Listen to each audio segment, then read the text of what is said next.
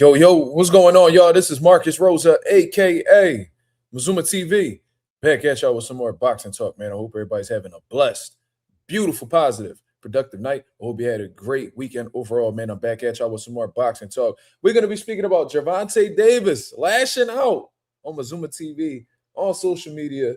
Once again, we're going to be speaking about Jaron Ennis versus Xander Zayas, our full breakdown of actually being in the building and exactly what my experience was while being there. But before we get into all of that, if y'all could please hit the like button on the way in, that'd be very much appreciated. We on the road to 4K. We went to that 3,500 mark. About to crack that 3,600 mark in due time. Hopefully we do that by tonight. Shout out to the nation and the mob for making this possible. Shout out to everybody that's in the comments. Denitric Banner, what up? Sean Terrence, Marissa Alvarez, Nasia, Isaiah Cannon, what up? Z, what's going on? Des215, Justin Jackson, King of Brooklyn, Slime El Tortador, what's going on? Chris Maldonado, what up? Jay, what up? Osway Hernandez, Notorious Fighting, Agent 86, what up? That's my brother right there, man.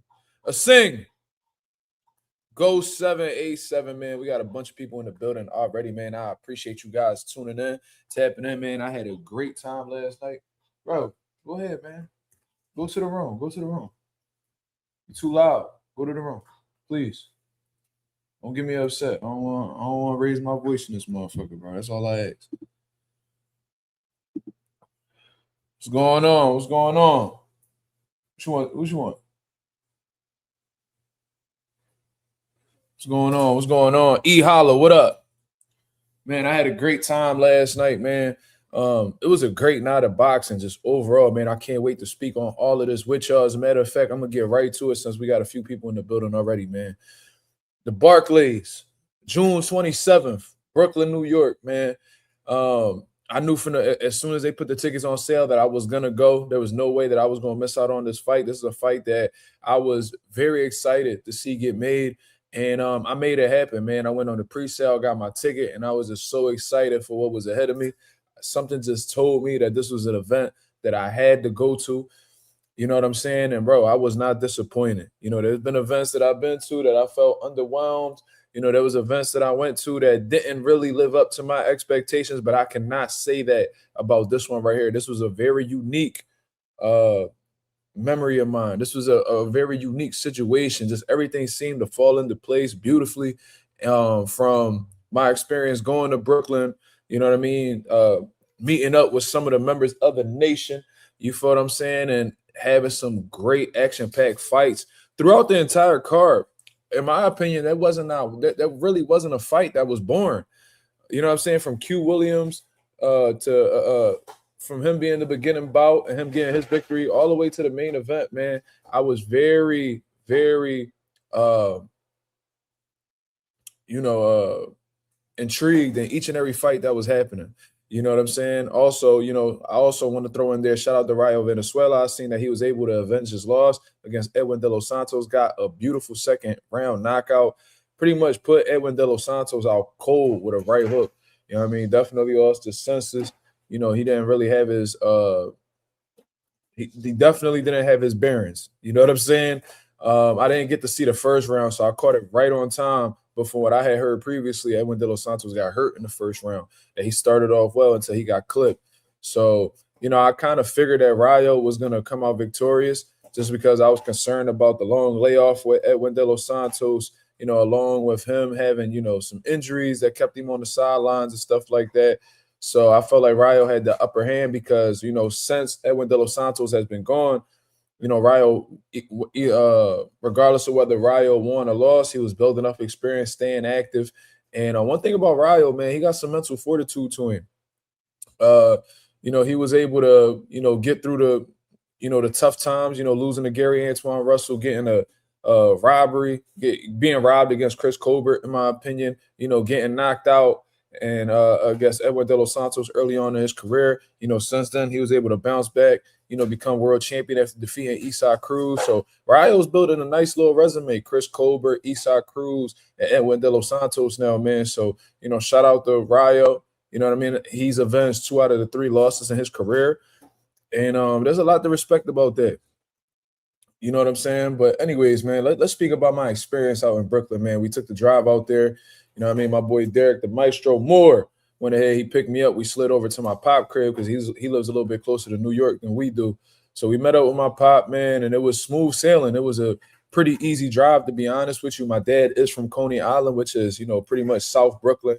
And he was just showing. We did like we did a whole tour, man. We did a whole tour. He was showing us where he used to live, where he used to chill at. You know what I mean? Just showing us the neighborhood that he grew up in, which actually was on my bucket list, to be honest with you. I always wanted my dad to show me where he grew up.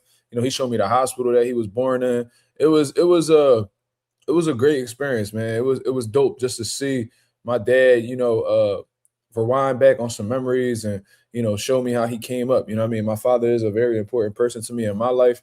So to see how the way he came up and what made him what helped make him who he is today, it was dope to see, man. And I plan on doing the same thing for my son, you know, when he gets to a certain age as well. So dope memory. You know what I mean? We got some good eats and all that. And then we slid over to Brooklyn and I ran into the nation. Shout out to my boy Agent 86. He was in the building. He took that trip from out Connecticut. Shout out to my boy Slime. He took that trip from out Massachusetts. Shout out to my boy J Cash. He took a flight out from Arizona. We was in there. We was active. We was heavy, man. We was heavy, man. You know what I'm saying? It was good to see everybody, man. The chemistry was perfect. You know what I mean? Nobody felt uncomfortable. Everybody was chilling, having a good time. And we all had some great seats too, man. So it was really dope to interact with people that I've been interacting with for years. You know what I'm saying? So that was dope. But unfortunately, we wasn't all sitting together, so we had to separate momentarily for the fights. And I'm going to get to the Jaron Ennis situation, man. Just let me cook up a little bit because I just want to go over my whole situation. So, you know, I got there from the very beginning. We got in. It was pretty easy to get in. And I seen the beginning fight. Q Williams was able to get the victory. I felt like he could have stopped. I think his name was like Baxter or something like that. He could have stopped him, but, you know, I think, you know, he landed the harder, effective, cleaner shots. You know what I mean? Then Dennis Thompson fought, and that was a competitive fight, man. But Dennis Thompson, his activity, you know, his consistency, his conditioning, his will to win actually was able to get him that victory that day, man. Dennis Thompson looked absolutely phenomenal, in my opinion. And for him to be young and take a step-up fight like that, and, you know, he won it with flying colors, in my opinion. So I really enjoyed watching that fight as well. You know what I mean? Quincy is nice. You know what I mean? Shout out to Rasheem Jefferson, man. I got to bring him on the channel soon. You know, moving on, I believe the next fight was Yuri Cedeno versus Jahi Tucker. That was a great fight. That was the fight that I said could possibly steal the show. And initially, it looked like it was on track to do so. Bro, what are you doing? Close the window. Close the window. What are you doing? You're doing too much, bro. Go to your room. Go to your room. Go. Go to your room. You're doing too much. You're making all this noise, bro. You got to go to your room. Try to get the vacuum. You want me to get the vacuum? Go to your room. Bye. Good night.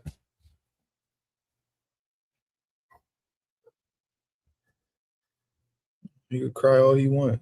Being loud, I told him, be quiet so many times. Anyways, yeah, I was going to get that vacuum. The vacuum scared the shit out of him.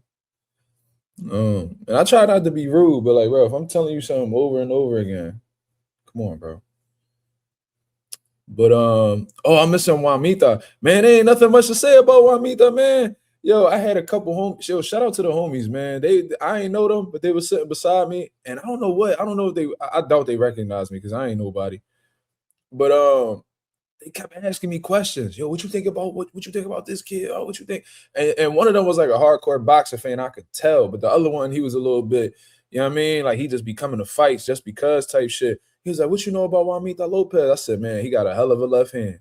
He ain't got the craziest skill set, but he got some dynamite in that left hand. And everything he throw is, you know, to set up the left hand.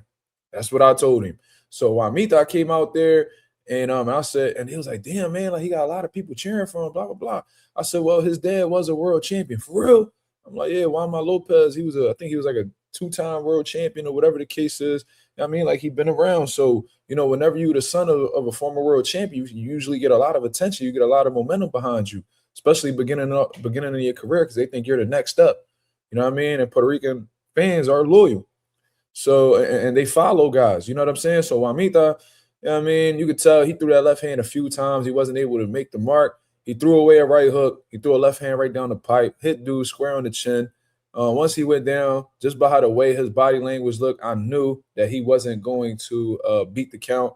And he was like, yo, man, that's exactly what happened. That's exactly what happened. I'm like, bro, if you watch boxing, you would know these things. Like, if you really watch Juanita, I'm gonna say, that everything off of the left hand, he throw that shit, and that shit got dynamite on it. He's a natural left-handed guy. So whatever he touched with that left hand, it go out. That's what we've been seeing. I thought the vacuum was cold for the belt. No. That's my girl's son. No, we don't do that. I don't put hands on kids. I'm gonna let that be known right now. You feel what I'm saying? I was literally talking about a vacuum, because when that bitch go off, he gets scared and he skedaddle. You know what I'm saying? I'm gonna make that clear. I do not put hands on kids, bro. Not even Micah don't know what it feel like to experience any of that. That's why he be feeling like he can do whatever the fuck he want.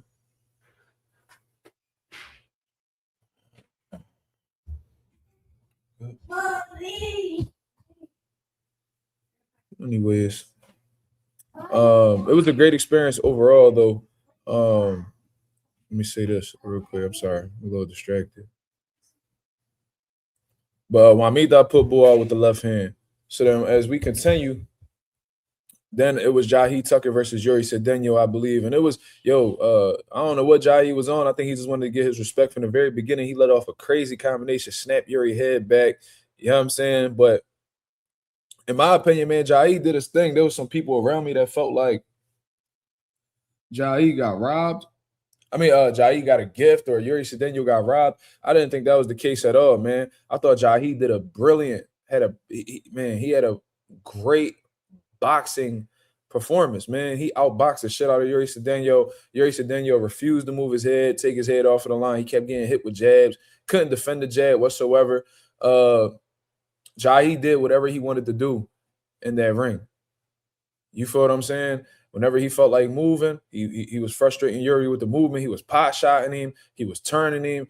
You know what I'm saying? There was some moments where he was staying on the ropes a little too long, and there was some times where I felt like Yuri Cedeno's power was getting to Jahi, but he showed great resiliency. He stood focused, and he boxed very well. So I thought he outboxed the shit out of Yuri Cedeno. I thought he was winning those rounds. Clearly, I think I had it score like 5. What was it? It was an 8-rounder, so I think I had it like 5-3. You know what I'm saying? So I thought Jahi definitely did his thing. Was it an 8-rounder? No, it was a 10-rounder. I got it confused with the other fight I saw.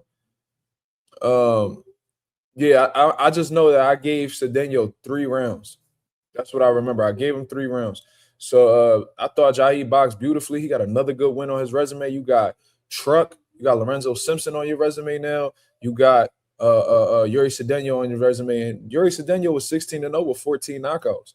So I thought he won the fight pretty convincingly. It was a great display of boxing from Jahi. I thought that Yuri Cedeno was going to actually come out victorious against Jahi, because I thought Jahi was going to lose his temperament.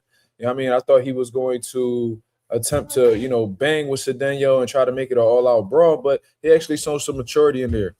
He showed some IQ in there. I think he understood that, this is what Yuri Cedeno does, so I'm going to go ahead and try to take that away from him. And that's the intelligent approach, to be honest with you. The unintelligent approach, in my opinion, would have been, I'm going to show this nigga I'm a dog. I'm going to push him back. I'm going to show him that I'm stronger, that I'm more macho. No, he didn't have to do that. You know what I'm saying? So he outboxed him. He put a great performance on, and he got the victory. So shout out to Jahi Tucker for that performance, man. You proved me wrong. That was definitely a prediction I got wrong. And, you know what I mean? I got a newfound respect for Jahi Tucker. Definitely showing some maturity mentally, because in previous fights, I wouldn't say that he was the most mature. And they were very excited with the victory, man. You know what I mean? His coaches and everybody, they were elated. So well deserved, man. I'm sure they had a hell of a training camp. They sparred boots. You know what I'm saying? So it sound like they ain't cut no corners. You know what I mean? It looked like they crossed their T's and dotted their I's. So salute to them. You know what I'm saying? But there was a lot of people that was like, oh man, Yuri got robbed. I'm like, nah, bro. Just because a nigga on the front foot don't mean that they're winning rounds, bro.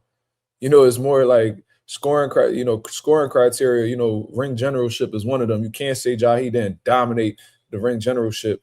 A lot of the shots that Yuri Cedeno was throwing, he was winding up, they was telegraphed, and if Jahi didn't make a miss completely, he was catching a lot of the shots on the gloves or with the high guard. So Jahi, he showed out. I mean, I loved what he did. You know what I'm saying? But anyways, now we move on. Of course, we have Ben Whitaker. Ben Whitaker was in the building, man, with the Popeye ball. Yo, listen, I'm gonna say something, man. Shout out to Popeye. You know what I mean? He tried his best, but man, I cannot stand his personality, bro. Like this motherfucker would not put that motherfucking pipe down. He would not take that stupid ass hat off, bro. Like, bro, if you Popeye, that's cool. You know what I'm saying? If that's just your theme, if that's your moniker, if that's who you want to be, you know what I mean? You got every right to do so as a fighter and as a grown ass man. But it's like, God damn, bro, you a little excessive with it. You know what I'm saying? But it was a good fight while it lasted. Popeye was trying to be aggressive. You know what I mean? You could tell he was trying to push Ben Whitaker back, but Ben Whitaker's counterpunching was, phenomenal. And he was coming out aggressive as well. And the first knockdown, I believe, came off of was that a right hand? I was so caught up in the moment live. I know that first knockdown, you know what I mean? I think it was like a chopping right hand, and he claimed that it was behind the head or whatever the case is. And he was focused on being in character. Layoff hurt Popeye. Yeah, I don't mind the character shit, but it's like, bro, I don't know, man. I don't know. It's like, for me, I just appreciate motherfuckers more when they being themselves. But there was a shot that he said hit him behind the head. You know what I'm saying? He wasn't really fucking with it. He was complaining to the ref about it. And then, I guess he had gotten frustrated from that situation, that he came out and was out of frustration jumping into shots.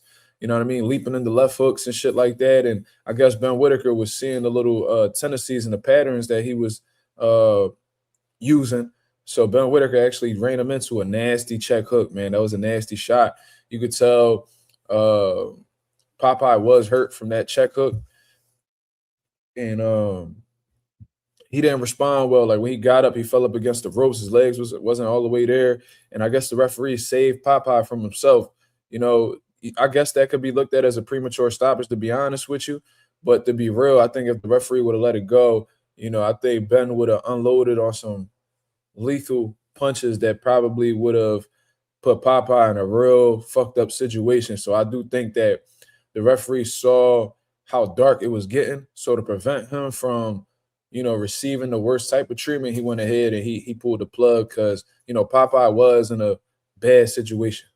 You know what I mean? It could have been if he would have been in there with the wrong ref, he probably would have got put on a highlight reel. That would have been ugly.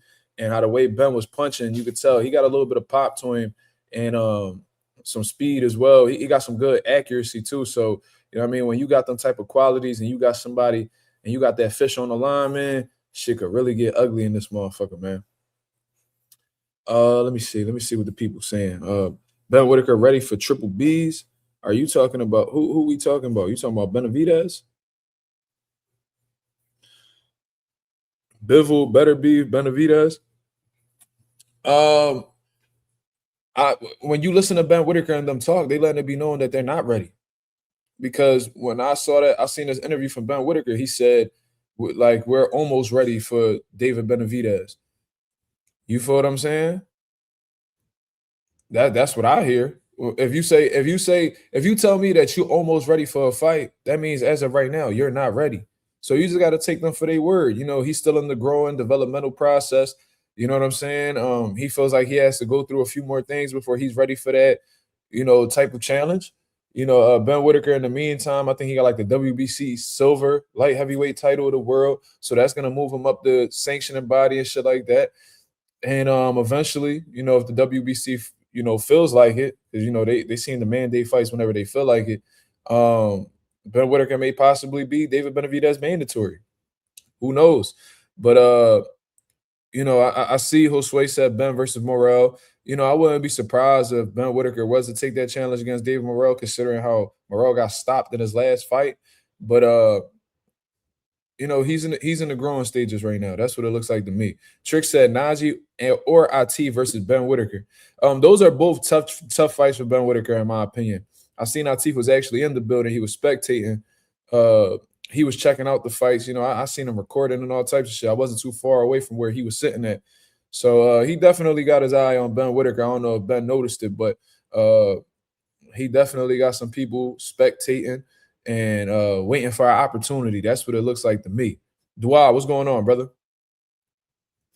Anonymous said, I don't understand why Eddie ain't mentioning Buatsi for Whitaker. Why don't they go punch on him? Well, maybe it's because Eddie doesn't, want to fuck up his money just yet. It seems like he got a lot of stock emotionally and financially in Ben Whitaker, and he doesn't want to take no unnecessary risk as of right now. So I wouldn't be surprised if Ben Whitaker's next fight, it'll be somebody else that we don't really know too much of. We probably seen him around, but for the most part, we're not really too familiar with them. He wants to see he wants to put Ben in the best position possible to become a world champion. So they're gonna take their time. Ben's young. You know what I'm saying? They don't feel like they necessarily need to rush. So it is what it is. But one thing I could say about Ben Whitaker, man, he got a swag about him. He got a real good confidence about him as well. You could tell he's a showman. He reminds me of Naseem Hamed, how the way he talks and shit like that. And from what I understand, Naseem Hamed was one of his mentors coming up. I don't think they're seeing eye to eye as of right now, but you could tell he watched Naseem Hamed. He really wasn't doing a whole lot of showboating in his last couple fights, but that's the word. He has charisma, absolutely, and he got good fashion sense as well. So he has all of the qualities to be a very marketable fighter. The question is, how good is he as a fighter? Because if you have the skill set, if you have the abilities to be a great fighter, and you're marketable on top of that, you're a walking fucking you're a walking cash cow, I guess you would say. You a walking money sign, basically. If you're marketable and you can fight, you're gonna make a whole lot of money in the sport if you play your cards right. So that's what happened with Ben Whitaker. Basically, to sum that up, man, too sharp, too accurate. His counter punching was on the beam, and he was punching with bad intentions. And Popeye couldn't take what Ben Whitaker was dishing out. So good knockout victory. So now we move on, and I believe the next fight was Emiliano Vargas in the co-main event against Bryce Mills. And he said, you're a commodity. Oh, yeah, you're definitely a commodity if you're marketable and you can fight. Yeah, absolutely. Bella says it's time for Whitaker to get some real comp. I believe so as well. I think he's ready for those step-up fights. I wouldn't say that he's ready for a Benavidez, but maybe, something right below that. I wouldn't be mad at a David Morrell fight. I think he can handle that right now. I don't think David Morrell's in a good place for whatever reason. He's been on the decline since going to 175.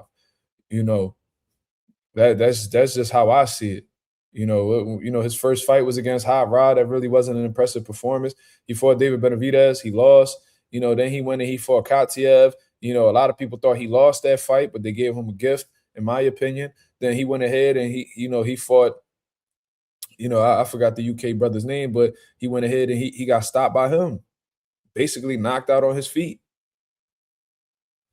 You know what I'm saying? So if you're going to catch David Morrell slipping at any point right now is the time. So, and I wouldn't doubt that. I'm sure Morrell would take the fight. It seemed like Morrell don't say no to anybody. So, that may be an opportunity they should take advantage of. I mean, you catching him slipping. Hot Rod would actually be perfect for Ben. That's a good one too. That's a good one too. But anyways, man, Emiliano Vargas went ahead and he fought Bryce Mills, and he came out with I was confused because Emiliano Vargas walked out with this guy, and the dude like cracked the beer open and poured the shit in his mouth like the nigga was stone cold or something. Like, who the fuck is this nigga? I had no idea who he was. But after I had done some research, I found out and I still don't know his name all like that. He's a running back for the New York Giants. So I'm like, oh, okay. I was like, oh, okay. know what I'm saying? That makes sense. You know, you in New York, you got a fucking running back from the New York Giants coming out to support you. You know, that's dope. But a lot of people, especially people in my section, was confused as fuck. Like, who the fuck is him? But I guess since motherfuckers wear helmets and shoulder pads and all that bullshit, it'd be hard to identify niggas sometimes unless you really tapped into football. So he walked out with him. That was dope. And Emiliano was sharp, man. That kid definitely got some good abilities. Bryce Mills was definitely having some moments as well. He definitely didn't come to lay down. I seen him catch, Emiliano with some shots, but and I had the shit on camera too, man. Emiliano was snapping. he caught Bryce Mills with a hell of a shot. I actually had it recorded. On my glasses. I told one of the guys in the crowd that something crazy was gonna happen. Let me see if I can pull that shit up. Emiliano was sharp though. I ain't gonna lie. Let me see. And it was a beautifully timed shot, man. You know what I'm saying? It was a beautifully timed shot. He took his head off the line with the left hand. It looked like Bryce Mills was coming in with the right hand. The shot went right over the shoulder. He had Bryce Mills dead on the chin, and you could tell he just, he didn't respond well. You know what I'm saying? His legs wasn't underneath him. So it was a great stoppage victory, man. It was a great stoppage victory for Emiliano. A lot of people that was around me was impressed by him. I still think he definitely needs some time. And he's taking a slow approach. You know what I'm saying? And I get it. He's 22 years old. You know what I'm saying? And he says that next, he wants to fight like a former world champion or somebody that's, ranked, I guess you would say. And he wants to take that challenge. Now, who would be a great opponent for Emiliano Vargas? That's a former world champion, still around, happens to campaign at the 140-pound division. I'm not really too sure. I would have to look through a list. The ref pushed down Mills. He definitely did. But, Bryce wasn't in the best situation. Javier Fortuna, I mean, Javier is past it though. He won't learn. Anonymous says Subriel. That could be very dangerous. Because one thing about Subriel is he looked shitty in one fight, then he come out causing hell when he come back. It's he's an up and down type of fighter, so that's kind of a coin toss as of right now. And I don't think Top Rank would take that risk because, it's not definite. It's not definite that Subriel's washed. He lost his last fight, but we don't know if he's washed yet. So that'll be interesting. They said Kambosos. You're gonna have to pay Kambosos. Gonna have to pay him. He not taking no chump change. He ain't no sucker. He done made too much money to be a fucking gatekeeper. You know what I'm saying? So they're gonna have to pay him. Fortuna still around? I don't even know. But Fortuna, he been washed. He was washed back when Ryan Garcia knocked him out. So this nigga gonna say Andy Hiroka. Sergey Lipinets, I don't even know what's up with him. I wonder what's up with Sergey, man. I ain't really, he pretty much fell off after Boot stopped him. But he is a former world champ. You know what I'm saying? I don't know if he got any. You want to get a former world champ, but not somebody who completely passed it. You want to get in there with a former world champion that's going to give you some rounds, but it's still a winnable fight. Sandor Martin is way too dangerous. John Beck is a middleweight, Ghost. What are we talking about? Jojo Diaz. I like that. I think he could beat a Jojo Diaz right now. Do y'all think Emiliano could beat a Jojo Diaz right now? I think he can. And Jojo he coming off of a loss against H2O. Thomas Delorme's I think he went up as high as 154. I think he could beat Jojo right now. I think Emiliano's sharp enough. He's youthful enough. I think he's fast enough. I think he could beat Jojo, man. Jojo could definitely could lose to Emiliano right now. And Jojo is tough. He will get Emiliano not packing Jojo early. He's not doing that. I don't think so. Treating Jojo like a 0-1 maximum. Listen, man. when you make the choices that JoJo Diaz made and you took all these losses, you become an opponent. So you really ain't got no how can you say this? You really ain't got no options for real.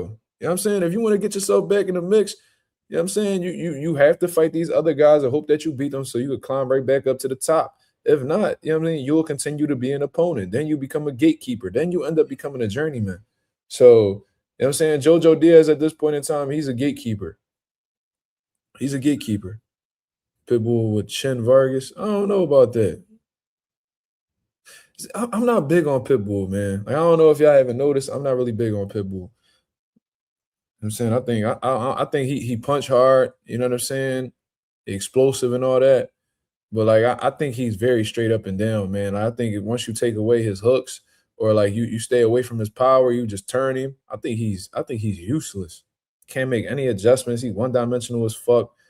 Fight Akhmadov. Kenny Sims versus Vargas. Kenny Sims at 147 though. He fought Arnold Barbosa at 147. Kenny Sims might be a little risky though. You think Pitbull will whoop Vargas? Oh no, I ain't bad. I ain't sold on Pitbull. I really ain't. Maybe he would because he's more experienced. Maybe Vargas too green for that fight. But if you give Vargas some time, he'll whoop on Pitbull. Skills, man. Really out of fight.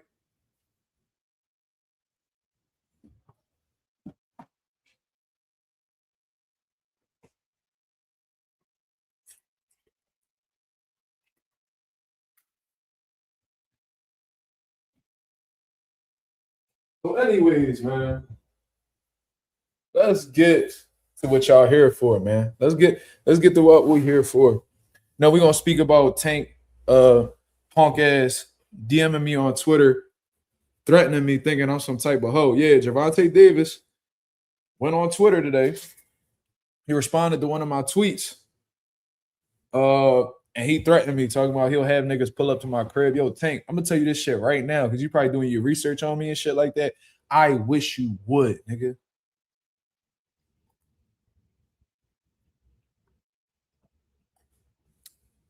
Yeah, that shit almost slipped my mind. I really don't give a fuck about Tank. You feel me? I'm not worried about the nigga. But Tank, I swear to God, bro. First of all, you telling on yourself on the internet. He said he'll smack the shit out me and on my life he'll smack the shit out me and all this gangster shit that I don't give a fuck about. You know what I'm saying? Because nigga, I really come from that. Just like how you came up, you came up in foster homes because your parents was dope fiends. They couldn't put the pipe down to love on you. You know what I'm saying? Like I came up in a similar neighborhood. I done seen a lot of shit. I done been around a lot of shit. There's not much you could really tell me or show me that I haven't seen before. A lot of the shit you saying, I done heard niggas tell me that a million times. And still I rise, dickhead. So I don't give a fuck about nothing that you talking about. Not only that, Tank, I don't know you for threatening niggas and then actually doing shit to them. All I ever know you for is threatening niggas and, you know what I'm saying, and going on with your life and not doing shit to anybody. So why the fuck would I feel scared or feel intimidated? Tank, ain't nobody scared of you, bro. You a phenomenal fighter, but that's all you will ever be to me. You know what I'm saying? If I was to see you in person, I would tell you the same on my son's life, bro. May God strike me dead. If you was to ever see me in person, I would tell you the same shit to your face. And then we could worry about whatever it is. You know what I'm saying? I'll worry about the consequences, whatever is going to happen. You going to get me, I'm going to get you. Nigga, I don't give a fuck. But you talking about you will have niggas pull up to my crib. Yo, Tank, I wish you would. Them niggas going to end up being on your fucking Twitter bio, nigga. And I'm not no gangsta ass nigga, but one thing about me, bro, nigga, my son live here, nigga. My family live here. The fuck I look like having niggas come over here and think ain't shit gonna pop off. Nigga, I promise you. And I'm like, yo, why is you talk about you gonna smack me, but then when I tell you to smack me, you say you gonna send niggas to my crib. He told Rolly the same shit. We gonna pull up to your crib and if it was beef, niggas showed up to your house. Nigga, you're not doing nothing. You only ever act tough with bitches, man.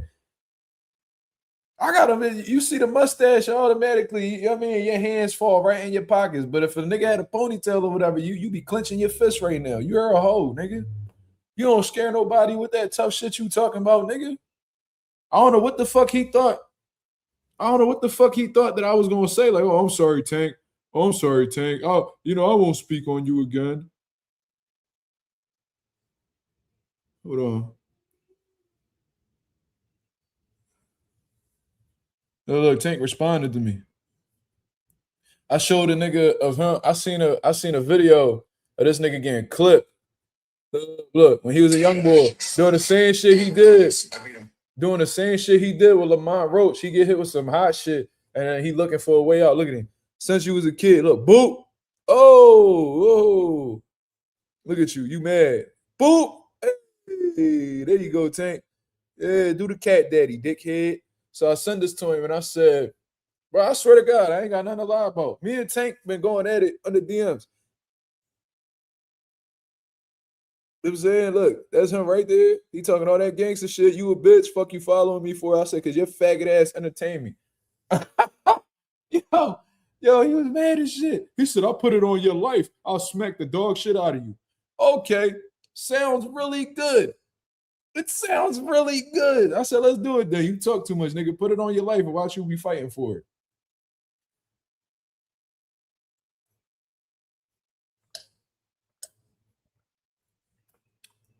He said, I'm the wrong one. You stupid. I'll have niggas at your door. Be easy. Nigga, what? Be easy. I stay smooth. That's cool. Bro, I sent the nigga an address and all.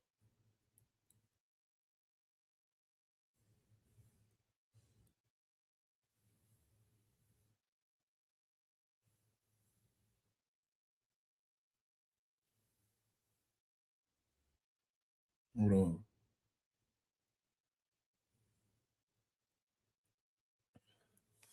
Talking about, oh man, I'll slap you. Nigga, I wish you would, nigga.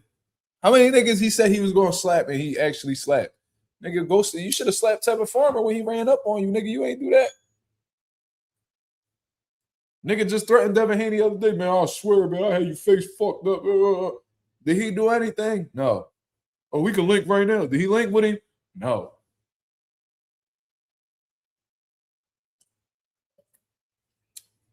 Fuck out of here. So I don't even care to speak about that, to be honest with you. I'm not worried about no fucking Gervonta Davis. I mean, niggas who talk like that, I mean, they just try and scare you. That's their defense mechanism. They not really cut like that.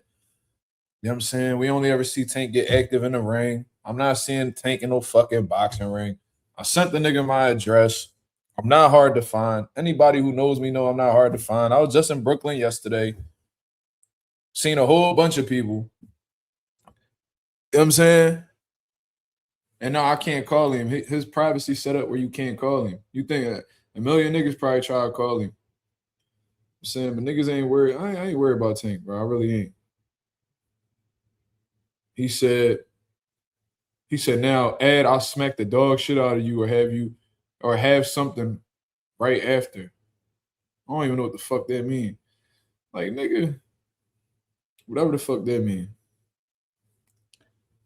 Like, how many times I done heard that?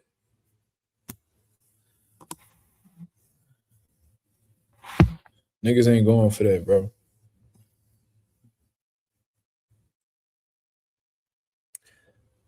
So my boy Ghost said, yo, bro, get with the topic. I'm ready to catch all the jokes and shit. You see how many people don't give a fuck about Tank? Shit crazy. The fall off is real. But anyways, man, it ain't no real jokes. I ain't gonna lie to you. Ghost, it really ain't no jokes. I'm gonna keep this shit a stack. Great energy in the arena, man. I'm gonna say this, bro, because when I had first got to the arena, it was only like 6 Ricans outside. So I was like, what? I was like, man, let me find out Xander ain't got no motherfucking Puerto Rican fans. Right? So my phone died. My phone died while I was at the Barclays and shit. So I was like, you know what? Let me go over to this Target across the street and charge my phone real quick.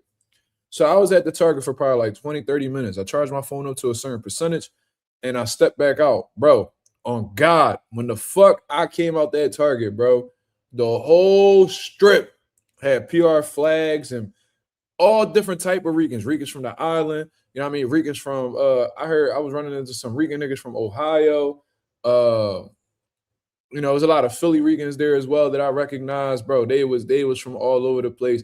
Yo, them niggas had Xander's, like custom Xander Zayas shirts on. Them niggas was already drunk. They was lit. They was screaming Xander name, pause, and all that crazy shit. I was like, oh, okay, these motherfuckers showed out.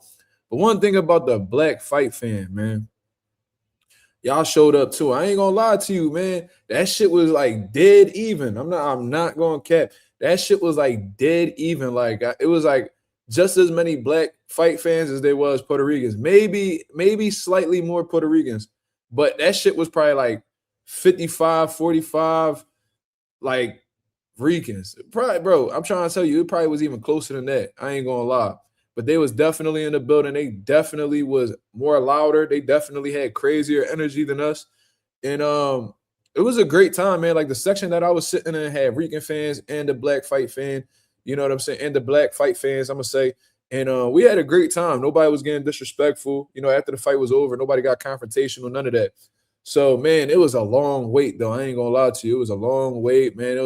They kept playing the same commercials over and over and over again. But once I seen Bozy and Javier Centeno come to the ring first, I was like, all right, the fight is about to start. So I seen something that was very unfamiliar, and that was Boots making his ring walk first. And I came to the realization that this was a first for Boots. You know what I'm saying? Like, I know Boots say things in interviews like, yeah, you know what I mean? This is all like, you know, the usual for me. I done seen this a million times before because my brothers was pros. I'm used to all of this. I'm accustomed to this. I live for this. But this was a first for Jaron Ennis in terms of, because we got to go back to welterweight. Remember, he had the IBF welterweight title. It was handed to him after they stripped Terrence Crawford. So he came into his next fight already a champion. You feel what I'm saying? Then on top of that, when he went to unify with Stan Eunice, he was the A side. You know what I mean? It really wasn't a situation where he was a challenger. You feel what I'm saying? This one right here, he was a challenger. He didn't have any belts. You know what I mean? He wasn't no mandatory. This was a voluntary defense for Xander Zayas. So, you know what I mean? He had to make the ring walk first, and a lot of people were speculating as to who was going to walk, you know, Jaron Ennis out. Initially, I thought that it was going to be Meek Mill. I seen Meek Mill in the building, so in my head, it was confirmed. I'm like, oh, shit, look at Meek. You know what I'm saying? I seen him walk up and shit like that, and he was getting saluted, dapped up by a lot of people. Philly was definitely in the building. You feel what I mean? So I was like, oh, shit, he going to walk Boots out. But I did see he had like a cast on. So I was like, all right, maybe he's still going to perform or whatever the case is. And I seen that he's seen Boots in the locker room and wished him good luck and all that. But, man, when Boots made that entrance and I heard that Who Shot You beat, I was like, yeah, I mean, obviously that's a Biggie song. So I'm like, I know Biggie ain't walking this nigga out. It's because we can't really see it just yet. But when I looked up at that Jumbotron and I seen Jadakiss, bro, which was crazy. Those wasn't pink Asics. Those was pink Bottegas. Justin Jackson, those was Bottegas he had on. But when I seen Jadakiss rap his remix to Who Shot You, and what was so crazy was we were talking about it on the live. Somebody, I don't know who it was in the comments, but somebody in the comments was like, yo, it'd be fire if he walk out the Jadakiss. And I literally sung the song. I literally sung the song on the live that he performed against Boots, which was crazy to me. I don't know who brought it up in the chat. Somebody called the shit though. So whoever it was, man, let it be known in the chat. You feel what I'm saying? But I was like, all blades, hands down, nigga. The game is all Jada's. Something hot drop, I get them in all flavors. What, bro? That shit was so fire. Cause for those of y'all who don't know, man, Philly loves Jada, bro.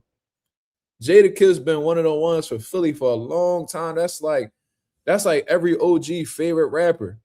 You feel what I'm saying? And there was like this little funny meme that came out a few years back. They were like, the summer coming around when old heads start blasting Jadakiss. Like when old heads start driving around blasting Jadakiss. Like Jadakiss is like a huge artist in Philadelphia. So it was dope to say that shit. Was it Tricks? Tricks, it was you who called it? That was a good fucking call, bro, man. That was one of my favorite Jadakiss songs, man. And that shit was cold, bro. That shit was cold, man. I loved it. And it showed Xander's walkout and Boots walkout, it showed two different cultures. It showed the black culture, you know what I mean, and how beautiful our culture is, and it showed the Puerto Rican culture as well. Xander Zayas walked out with somebody by the name of Eladio Carrión or whatever his name is. I'm not too familiar with him, but apparently he's a big artist out in Puerto Rico.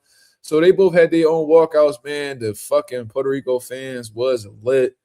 Jesus Christ, they was lit. They were ready to see Xander show out, man. And Xander has, even after this loss, he has all the potential to be a fucking superstar in Puerto Rico just based off of what I've seen. 16,000 seats sold. You know what I mean? At least 8,000 to 9,000 of them was Xander Zayas fans. So you got to put respect on Xander's name, boy. That motherfucker know how to sell some tickets for sure. So anyways, I told y'all guys when I was coming into this prediction, bro, that Boots' speed, his accuracy was, and his counterpunching ability was going to play a huge role in this fight. I told y'all that Xander Zayas is fast, but he's not as fast as Jaron Ennis. I told y'all that he's athletic, but he's not as athletic as Jaron Ennis. And it showed from the very beginning, man. You know what I'm saying? He still for the energy from yesterday. Shit, me too, bro. Bro, I ain't gonna lie. That's the type of events that get you addicted to going to boxing events. You feel what I'm saying? Like it was like I really didn't have a single complaint at all. But anyways, Boots comes out from the very beginning. He lands like a triple jab on Xander, and I'm like, all right, that's kind of concerning already because that lets me know that Xander is already unfamiliar with Boots' hand speed. So that kind of threw me off. You know what I'm saying? And as the fight continued on, you know what I mean, Boots came, you know, he was switching from orthodox to southpaw. And once Boots got that southpaw position, that shit killed Xander, man. Xander did not know how to respond to the southpaw look, which was kind of confusing to me because, you know, Xander, you're left-handed, so you should be familiar with that southpaw angle for one. I've seen you hit the bag from the southpaw position, so I know that's something that you actively work on. So I was kind of confused, and you know that Boots switched, so you should have been, you know, a lot more prepared for that scenario, but he could not see Boots' hand speed whatsoever. He's tattooing Xander with the left hands. You know what I'm saying? And, you know, I'm seeing him while Boots is, you know, in the middle of throwing a shot, Xander throw a shot, Boots a step back, catching with a counter right hook.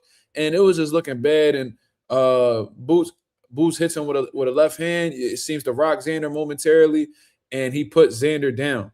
Now, from there, I did notice, and what I noticed from the very beginning was Xander really wasn't on, you know, the combination stepping around type shit. But what I noticed was Boots was giving lateral movement. Not only that, but he was actually allowing Xander to come to him. And I told y'all that was a major fucking key to really get Xander in a vulnerable place. Because when you study film on Xander Zayas, he's most effective when guys are coming forward and pushing him back and just coming, you know what I mean, coming on a straight line and shit like that. We didn't see that with Boots. You know, whenever Boots was on the line, you know what I mean, he was making a miss. You know, he was slipping shots and all of that shit. And, you know, it was that type of situation. Boots, you know, reflexes for the most part throughout the fight were pretty good. But he was allowing Xander to come forward. And from there, you know, he was running into counters. Xander gets dropped. And it seemed like his whole game plan changed from then. And I seen Xander take some hellacious body shots. You know, that uppercut counter to the body was brutal. He was ripping Xander around the sides with the body shots as well. And it seemed like whenever Boots punched in combinations, he always seemed to find that right hook. So it was a bad first round for Xander Zayas, right? Second round, you know, Xander was stepping to him a little bit more, but I did think that Boots was getting the better of the exchanges. So, you know, he's hitting Xander with hella shots. And one thing that I noticed about Xander that I feel like hurt him, in my opinion, especially when it came down to the scoring the rounds, was his hair.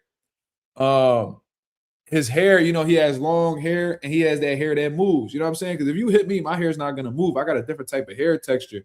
But Xander got that type of hair that when you punch him, his whole shit vibrates. So when Xander's getting hit with certain shots, even if he's catching them on the glove, you know, if a judge is seeing it from a different angle, it looks like he's taking a big shot. You know what I'm saying? So I thought the Boots was landing the cleaner, more effective shots in the second round. So now we go to the third round. Now we go to the third round where my heart sunk to my motherfucking, my heart sunk to my ass, bro. I ain't even gonna lie to you. Like that shit, I ain't gonna lie. And I'm one of them type niggas that when I get really shocked, I forget to breathe. I run out of air. You feel what I'm saying? So when I seen, because there was a little moment where Xander threw a 1-2. He threw a 1-2 right down the pipe. Basic combination. Boom, boom. And the right hand looked like it threw Boots off balance just a little bit. I don't think that's what hurt him. But when Boots attempted to step back in, you know, Xander threw a left hook and it hit Boots. Looked like it hit him right above the ear temple area, right? I didn't think it was reps, but I was very shocked because I'm one of those people that I don't believe it's over till it's over. You feel what I'm saying? That just comes with experience. But I seen Boots get rocked. Boom. And I seen him hold immediately. Yo, when I tell y'all, bro, these fucking Puerto Ricans, bro, when they came to the when they realized that Boots was hurt,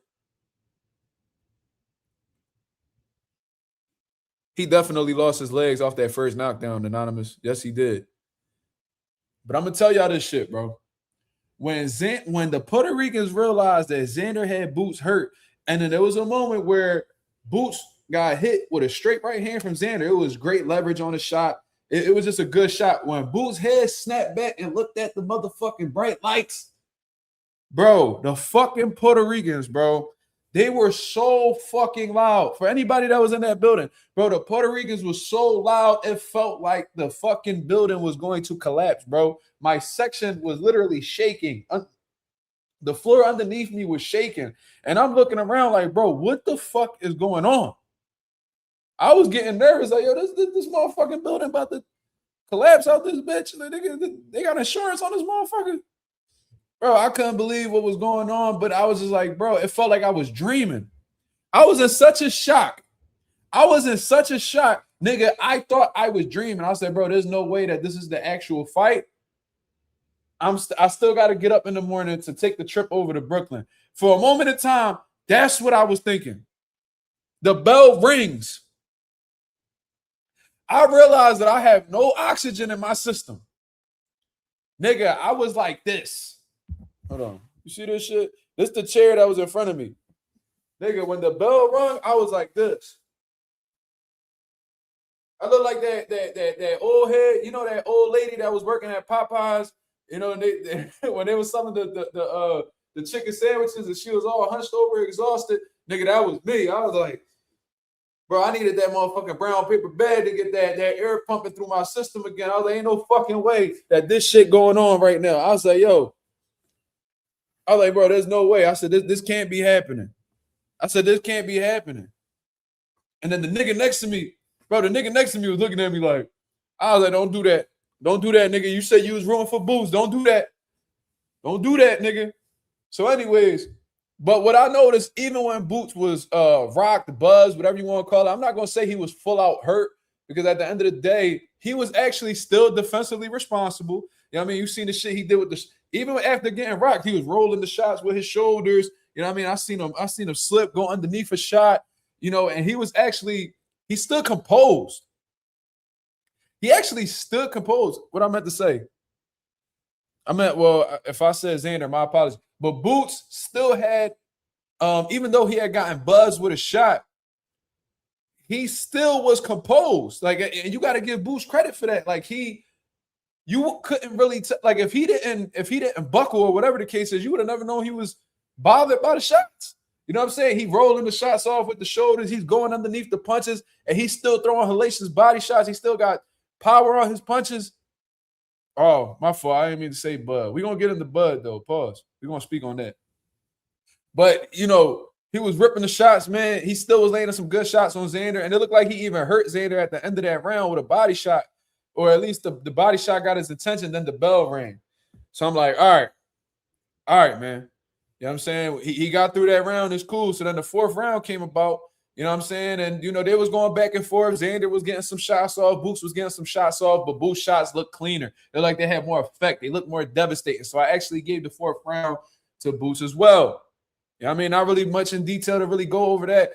Like I said, Xander was running into some crazy body shots. This dude Boots was punching in combinations on the inside. He was showcasing some good defense. I feel like outside of that third round, Boots was pretty defensively responsible. You see what I'm saying? You see what I mean? And my boy Sean Terrence said, yeah, Boots was still working in the third. Yeah, he was. He was. I still seen him slipping shots. He could still see the shot, so it let me know that he wasn't really out of it. You could tell it just probably threw off his balance or something like that, like it rung his bell, whatever the case is. But he's still in the mix. He still actively knows what's going on. He sees what Xander's throwing. And he was throwing some nice counters in between, too. You know what I'm saying? So it was that was an action-packed third round. That's probably the round of the fucking year, to be honest with you. So fourth round, like I said, they was going back and forth. Xander was trading with him in the pocket. And I seen Xander attempt to use his legs. I seen him, but by that time, he already accumulated a lot of damage. It seemed like his legs was very heavy. His legs looked very heavy. And, you know what I'm saying? Boots had recovered. So from there, you know, the fifth round comes about, and we all know what the fuck happened that round. Boots threw in a sneaky. It looked just like the Jose Benavidez versus Terrence Crawford shot where, Bud throws a straight left hand and he brings the uppercut right up the middle, and then he knocks out Jose Benavidez or whatever the case is. It was a similar shot, but with the reason why Xander didn't see it was because Boots had delayed the shot. So when you watch that shit, it wasn't like a combination like this. Boom, boom. No, it wasn't like that. It didn't come right behind each other. Pause. What happened was he threw the left hand, and while he threw that left hand intelligently, he used it as a measuring stick to get that fucking uppercut off. So he shot the left hand. He shot it. Boom.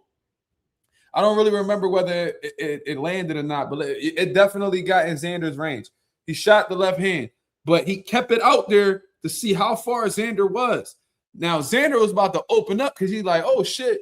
He, you know what I'm saying? That's called like he taking pictures. You know what I mean? When you throw a punch out there too long and you don't bring the shot back. So I guess in Xander's head, he's like, oh, shit. He kept this punch out here too long. Let me try to counter him. As soon as Xander was about to open up, man, that fucking uppercut came right up the middle. And what was crazy was Xander had his fucking hand up. He had his hand up. The fucking shot was so accurate. It got inside the glove and hit him dead on the chin, man. And Xander felt very ugly. It was a shot that hurt him really fucking bad. And to be honest with you, that count was pretty long, y'all. Like he got up at 9, and even then, the Harvey Doc, whatever the brother's name is, I think it's Harvey Doc. It was a delayed 9. You know what I mean? Like he took his time counting the 9. You feel what I'm saying? So that was crazy. I think if it would have been a regular count, he wouldn't have been able to beat the count. But was more, in my opinion, what was just as devastating was the knockdown was the punishment that Xander Zayas accumulated throughout the rest of the round. You know what I'm saying? Boots was hitting Xander with some devastating punches to the head and the body to end off that fifth round. He didn't have a response for it whatsoever. He was falling all up against the ropes. His balance was, betraying him. And I felt like in that moment, and it looked like the referee was going to stop it a few different times after the knockdown. He just never really got around to it. The bell rung. The doctor's looking at him. The coach is looking at him. But you know what I'm saying? Like, for some reason, they just decided to let it go. You feel what I mean? And I thought that was a disservice to Xander Zayas, to be honest with you. That kid is 23 years old. He still got a whole career ahead of him. You know what I'm saying? He probably got another 10 good years left in the game. If he's hurt, he's not bringing anything more to the table. He ain't really got a chance. That he's not responding well to the shots.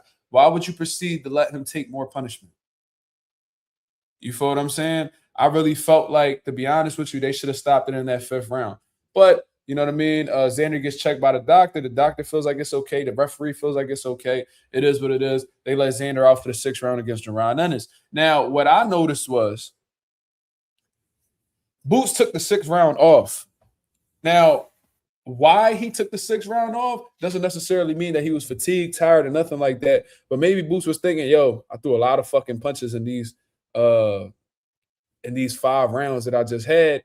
You know what I mean? It seems like Xander's going to, get into these later rounds. So let me go ahead and take this round off so I have something to give him in the later rounds if need be. So it looked like Boots was just chilling.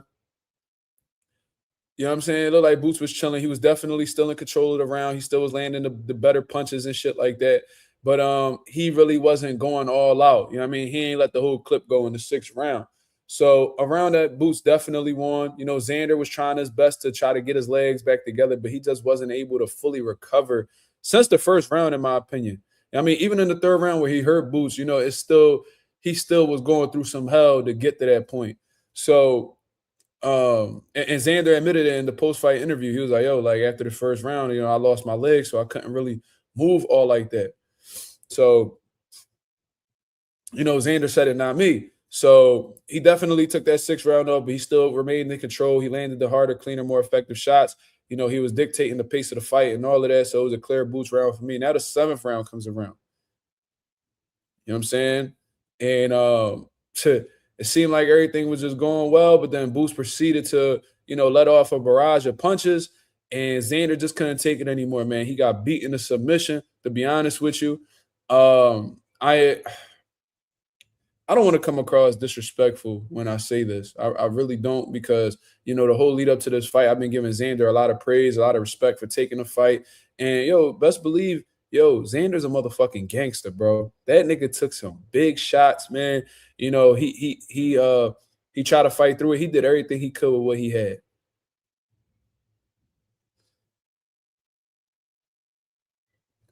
You know what I'm saying? And my prediction almost came true. I said that the corner was going to stop it after, you know, in the 8th round, going into the 9th. So I got pretty fucking close. But you know, he takes the knee, and one of the first things that I noticed, you know, Xander doesn't make eye contact with the ref. He goes ahead and he looks straight at his corner after taking the knee. Now, a lot of people, including Virgil Ortiz, have interpreted that as him signaling his corner to go ahead and throw in the towel. You can also look at it as Xander looking at his corner and seeing him throwing the towel. So, you know what I mean? He got to respect that, basically. But, you know, when I noticed it in the building as he did it, I said, oh, he looking at his corner. He must not want to fight anymore. And when I had seen the commissioner jump on top of the rope and, you know, I don't know if he was swinging a towel or he was waving his hands, but regardless, you know, to me, it looked like in that moment that Xander was pretty much looking for his coaches to go ahead and do their fucking job, because, you know, what a fighter doesn't want to do is quit on their own accord or voluntarily say, I don't want to fight anymore. You know what I mean? That could affect their reputation. It could ruin who they are as a fighter. It can impact them psychologically. They'll be labeled as a quitter, and that's not something that any fighter wants to be known for. So, you know, when I seen Xander take that knee and immediately looking in his corner, it almost reminded me of Kell Brook when he got stopped by Earl Spence. You know what I'm saying? When he took that knee and he looked over at his corner, you know what I mean? I think that was a signal to, you know, to his corner to go ahead and wave the fight off, because, you know, I don't want to be the one to say no mas. You know what I'm saying? So, you know, Xander called, you know, he looks over at his corner. I guess the corner, you know, gets the memo. You know, Xander has nothing, pretty much anything left. And they went ahead and they waved off the fight. And Jaron Ennis is the new WBA, WBO, super welterweight champion of the world. 2-time unified champion in 2 different weight classes, man. Boots is on his way to being one of the best fighters in the world, if he isn't already. You know what I'm saying? I'm very excited to see Boots in this, you know, situation. Is something that he definitely been grinding for a very long time. So it is dope to see somebody climb to the top and receive the fruits of their labor. You know what I'm saying? It's been a lot of consistency, a lot of hard work, a lot of praying. You know what I'm saying? And just staying around, you know, getting ready for certain opportunities. I remember not too long, you know, 2 fights ago, they were saying that Boots was going to have a career like Demetrius Andrade, and that, you know, Eddie Hearn isn't really doing anything for Boots' career. He needs to go and sign with X, Y, and Z. How about now? How about now? I really feel like Eddie Hearn has done some huge things for Jaron Ennis. I'm not going to lie to you, man. Since signing him, he's literally made him a unified champion in 2 different divisions. So you got to respect Eddie Hearn for that. Not only that, but he's really built Jaron Ennis's profile in terms of his fan base and being a ticket seller. You know what I mean? Boots wasn't known for being a ticket seller until he came across Eddie Hearn. You know what I mean? When they booked the Wells Fargo and sold 14,000 tickets, you know, in their first fight against motherfucking who was the first guy he fought? David Evanesian. You know what I'm saying? Then he went ahead and brought it back with Luis Malima, and they say he sold, 10,000 plus tickets for that fight as well. Just to have Xander Zayas in a 16,000 seat arena and completely sell that shit out. Yes, it was completely sold out. I don't give a fuck if you looked in the nosebleeds. I don't give a fuck if you looked ringside. Bro, there wasn't a single seat available at all. You know what I'm saying? So, bro, that was such a great fucking fight, man. Definitely one of the fights of the year. Xander Zayas showed that he has has a great chin. You know what I'm saying? He definitely got a lot of dog, a lot of willpower. Definitely a motherfucking gangster. And Jaron Ennis is exactly who I've been saying that he's been for the past, I don't know how many years now. Damn near 9 years that I've been around Jaron Ennis. I've been telling y'all that this dude is a different type of talent, that he's a generational talent. He's slowly but surely showing it. Now, I've seen a lot of people come out and criticize, Jaron Ennis, and everybody's entitled to their own opinion, but it's just, I'm not really too fond of motherfuckers talking shit about somebody when, they've experienced shit similar. The first person that I noticed that was talking crazy was Virgil Ortiz. Now, I didn't have any qualms, I guess you would say, about Virgil Ortiz saying, oh, if I hit him like that, I'll finish him. I mean, that's his opinion. He's a power puncher. He believes in his power. He has every right to feel like that. That's his prerogative. You know what I'm saying? But one thing about that, wait, what? What is going on?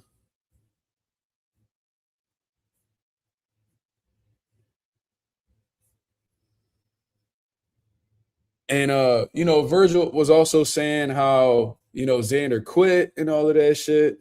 And there was something else that he had said, but it was just funny to me. It's like, yo, Virgil, you're acting like you're gonna be the only one throwing punches in there when you possibly fight Jaron Ennis. Bro, you've been knocked down before. You've been hurt before on multiple occasions.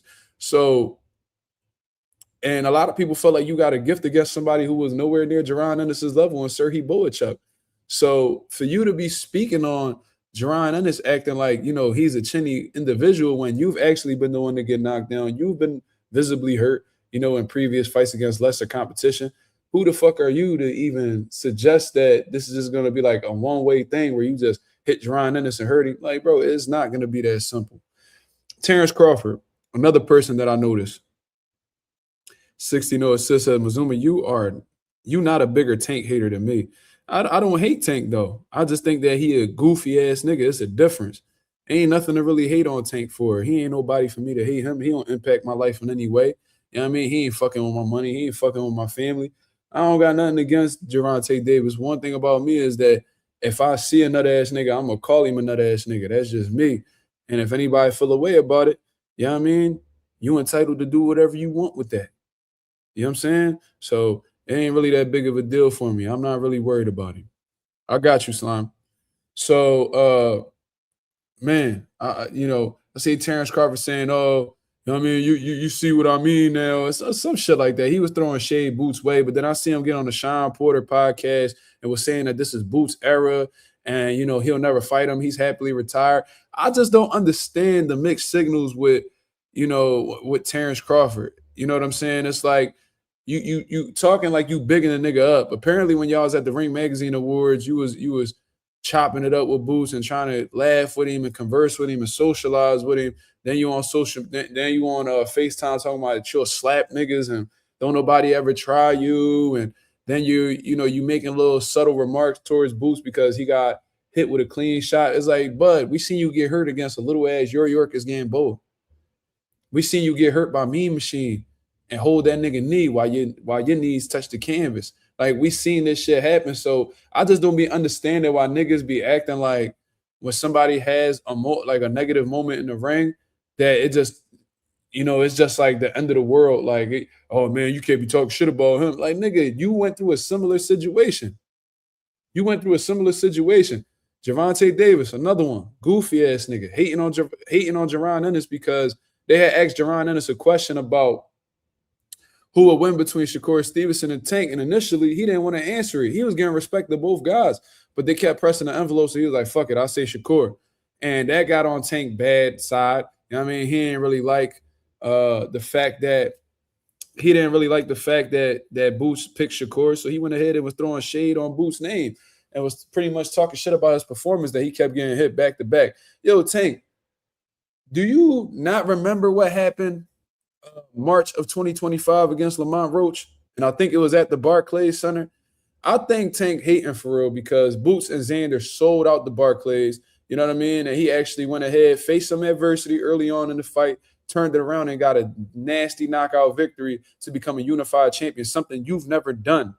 Something you've never done in your career. You've never unified. You never beat any of the best guys in the 3 divisions that you've campaigned in. Meanwhile, Boots has done it in both divisions that he's been in. They consider Stanionis one of the best welterweights in the world. He went ahead and he beat Stanionis, and he got that Ring Magazine belt. You don't get that fucking belt unless you either beat the number 1 or the number 2 guy. He goes up to 154 pounds and beats the only unified champion in the division who won titles back-to-back in Xander Zayas, something that you've never done.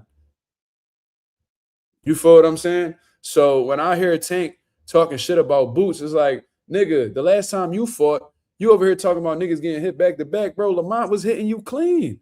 Lamont was hitting you clean. He buckled you. Nigga, he had you doing the motherfucking cat daddy in the ring, nigga. He had you doing the cat daddy. You went ahead and you took a knee. You know what I'm saying? You went ahead and you embarrassed yourself, and then you was walking out with a smile after they gifted you a draw when everybody knew you lost, nigga. So all these niggas just be like, I be feeling like niggas just be throwing rocks from a glass house, nigga. You know what I'm saying? Yeah, niggas was doing the cat. This nigga Tank was doing the cat daddy in the ring. After Lamont countered him with one of them shots and shit, he ain't had no answers. Nigga was going. Nigga was getting hit super clean, getting beat up. Let me see if this nigga Tank wrote something to me. He wrote something to me. Nah, he's still writing me here and there. Tank a little weirdo. Yeah, nigga said he had grease in his eye. Then his hairdresser said basically like whatever she put in that nigga hair, you know what I mean, don't burn your eyes or some bullshit like that. Him and his hairdresser was going back and forth. And you know Tank gonna go back and forth with that hairdresser. I'm surprised he didn't pull up on that hairdresser and hit that bitch with that same shit he hit Leo Santa Cruz with. I'm surprised he didn't beat up that hairdresser. You know what I'm saying? Whenever it's a female, that should get his blood. That should get his blood boiling. He ready to crash out when it's a female. You know what I'm saying? I'm surprised he beat the hairdresser up. She must have had a boyfriend or something. You know what I'm saying? But I see a lot of people criticizing Boots, and at the end of the day, man, they entitled to it. You know, Boots had a moment where, you know, he looked a bit vulnerable. You know what I mean? He got hit with a clean shot. You know, but he responded how a real champion does. And, you know, he was able to find the resiliency within himself to recover, which he recovered pretty quickly, in my opinion.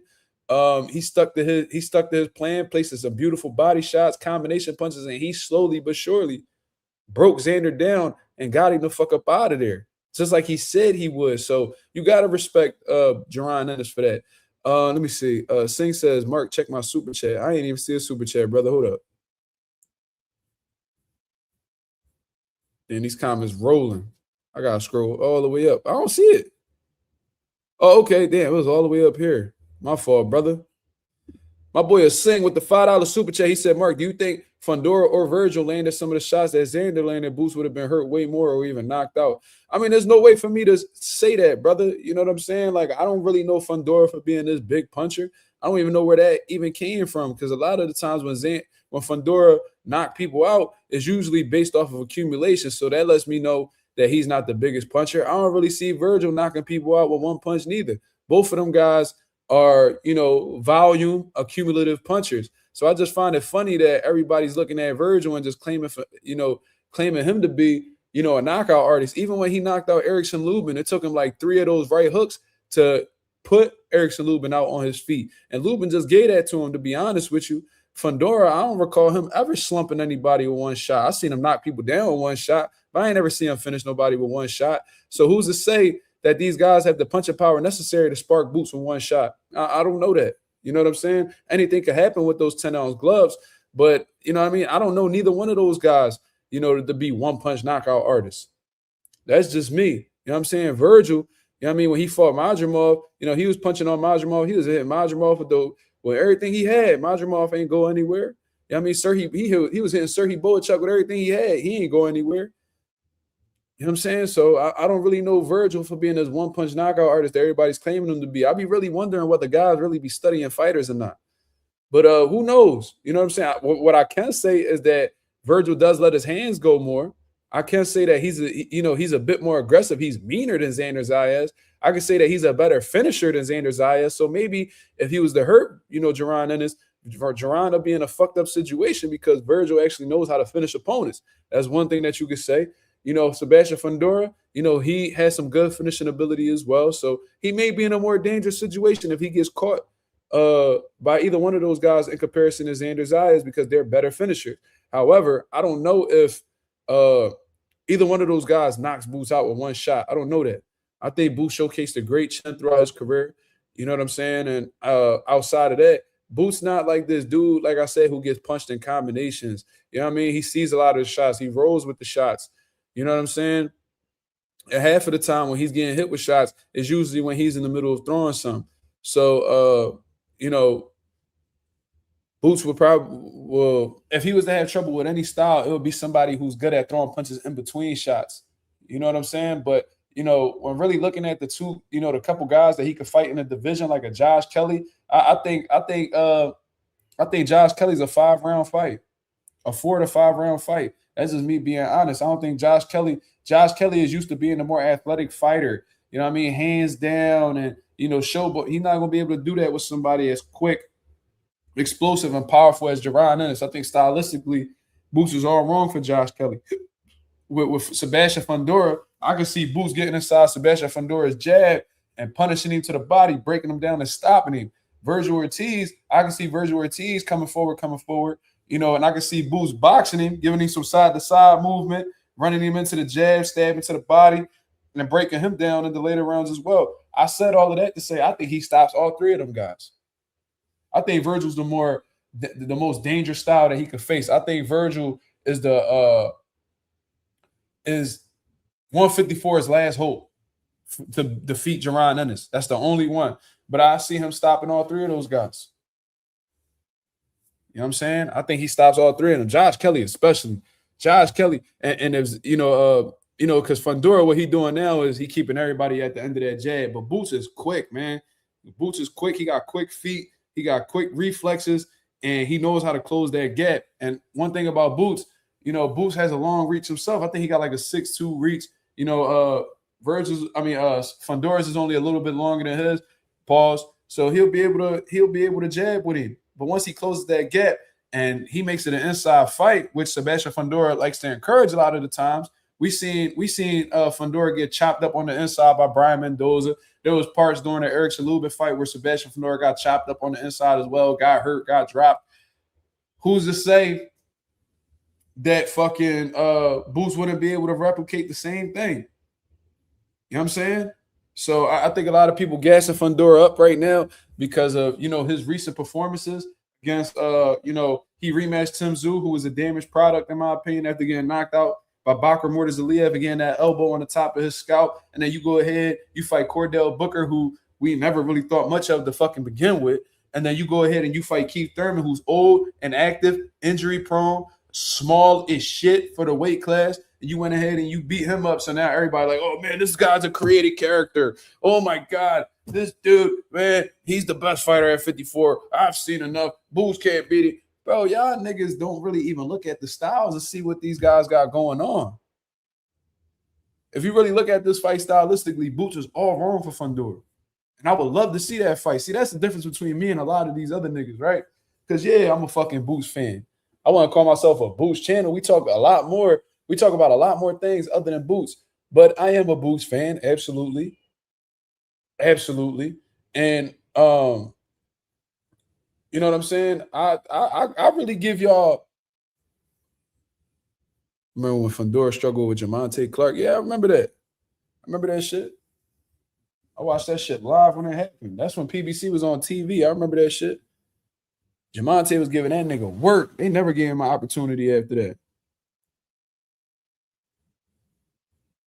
How do I see Haney versus Boots going realistically? I don't think Haney got enough firepower to deal with Boots, man. And Haney got quick feet, he got quick hands, but I think that he's gonna have trouble, keeping that range against Boots, who has a long reach, just like Devin Haney.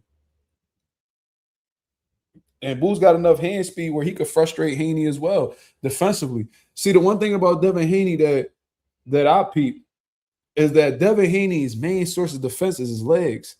Once you get past, if you're able to neutralize his footwork, once you're able to take his legs from him, he's not somebody who got good upper body movement. He's not somebody who catches shots real well. His legs is his fucking defense. So if you're able to take that shit and his and for certain fighters like a Brian Norman or whatever, his ability to control range is a good source of defense as well. You know what I mean? Because sometimes he'll plant his feet, keep you at the end of his punches. You know what I mean? And then do a little bit of L steps, make you reset and shit like that. But for somebody like Boots, his defense is going to be his legs. But there's going to have to be moments where Devin's going to have to plant his feet in order to fire shots. And just like I just told y'all with Xander, Boots is an accurate, solid ass counterpuncher. You know what I'm saying? You said Devin is better than Xander. Yeah, he's better than Xander. But I still think stylistically Boots is all wrong for Devin Haney. And not only that, but Devin is significantly smaller than Xander. And I felt like the reason why Xander was able to have the little bit of success that he had, I felt like one of the reasons because of his size. He rehydrated pretty fucking good from what I saw. And I feel like his ability to take punishment was because of how much weight that he had on in the ring. They said Dev rehydrates to 165, when he was fighting at 140, 147. If you fighting at 154 and you rehydrate to 165, that's not that big of a fucking rehydration. It's only 11 pounds. So Devin will be undersized for the weight division. Boots is already getting acclimated to the 154-pound division. It'll be an uphill battle for Devin.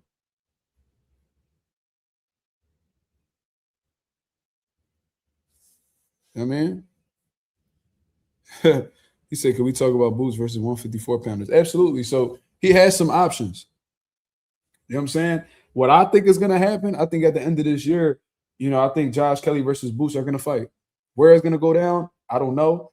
I'm sure Josh Kelly is going to want to make that a UK fight.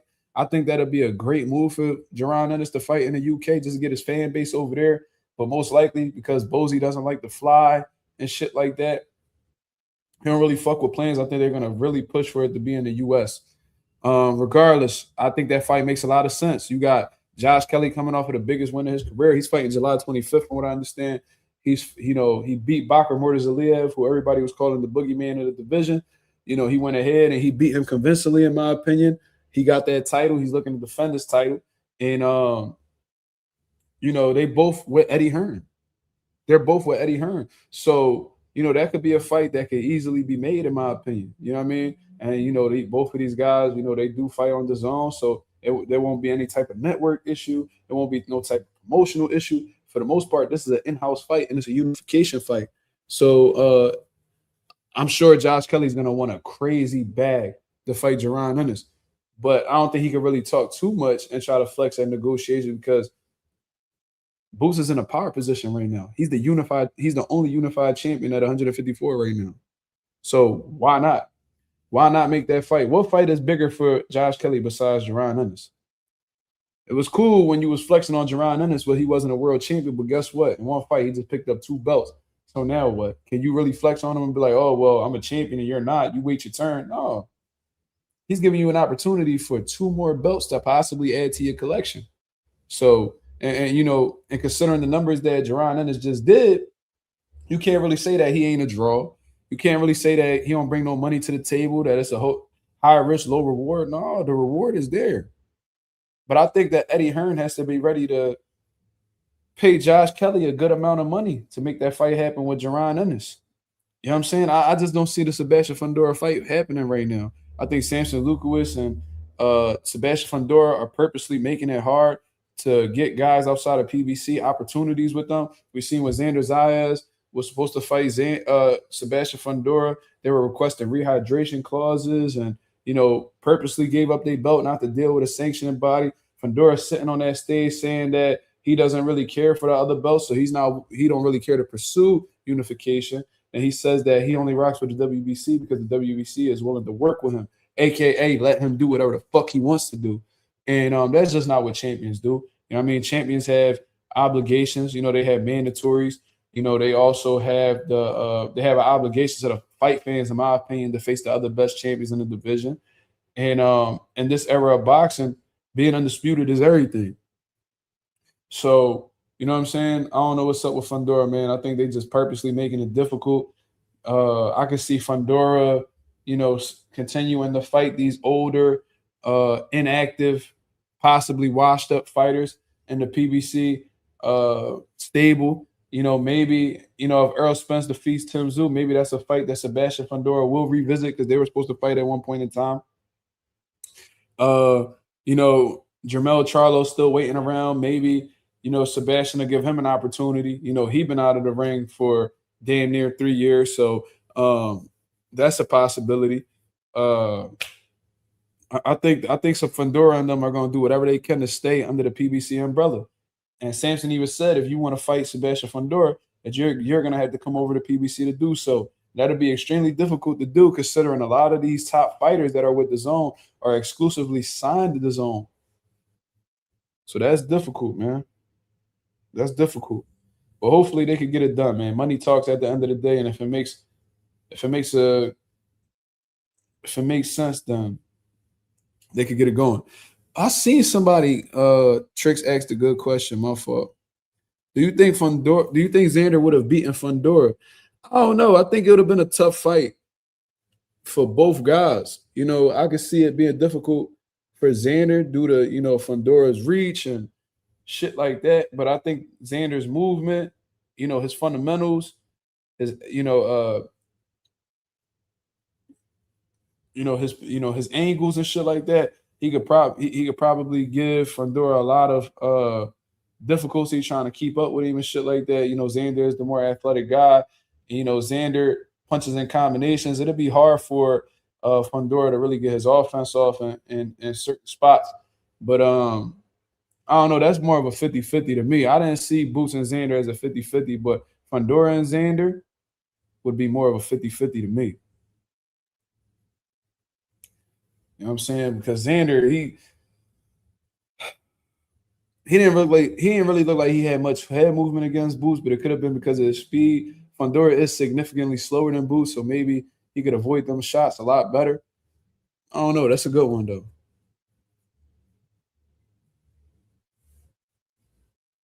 Xander is too green.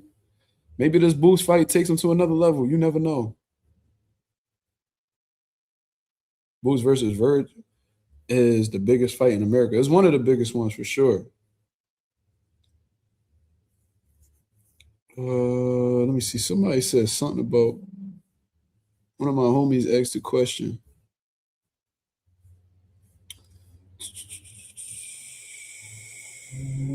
Where is it at? Where is it at?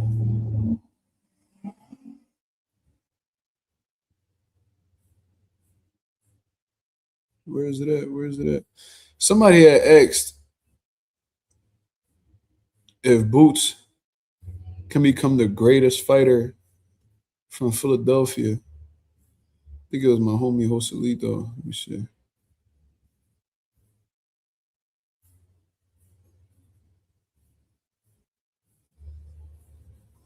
I don't even know. But to answer that question, it's going to be real tough. It's going to be real tough. I see this list that people keep making, man, and I try not to be disrespectful because at the end of the day, you know, Joe Frazier did a lot for my father and the Philadelphia community overall. But I do think it's a bit disrespectful when people say Joe Frazier is the greatest fighter to ever come out of Philadelphia. You know what I mean? Like y'all think Joe Frazier greater than Bernard? Y'all really think so? Joe Frazier won a gold medal. He got one of the biggest victories in boxing history against Muhammad Ali. I get it. You know, he beat some solid names coming up. But, bro, Bernard, this nigga was literally a champion of 4 different decades.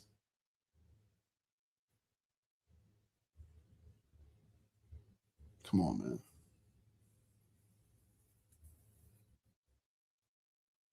I think that was it 3 or 4 different decades for Bernard.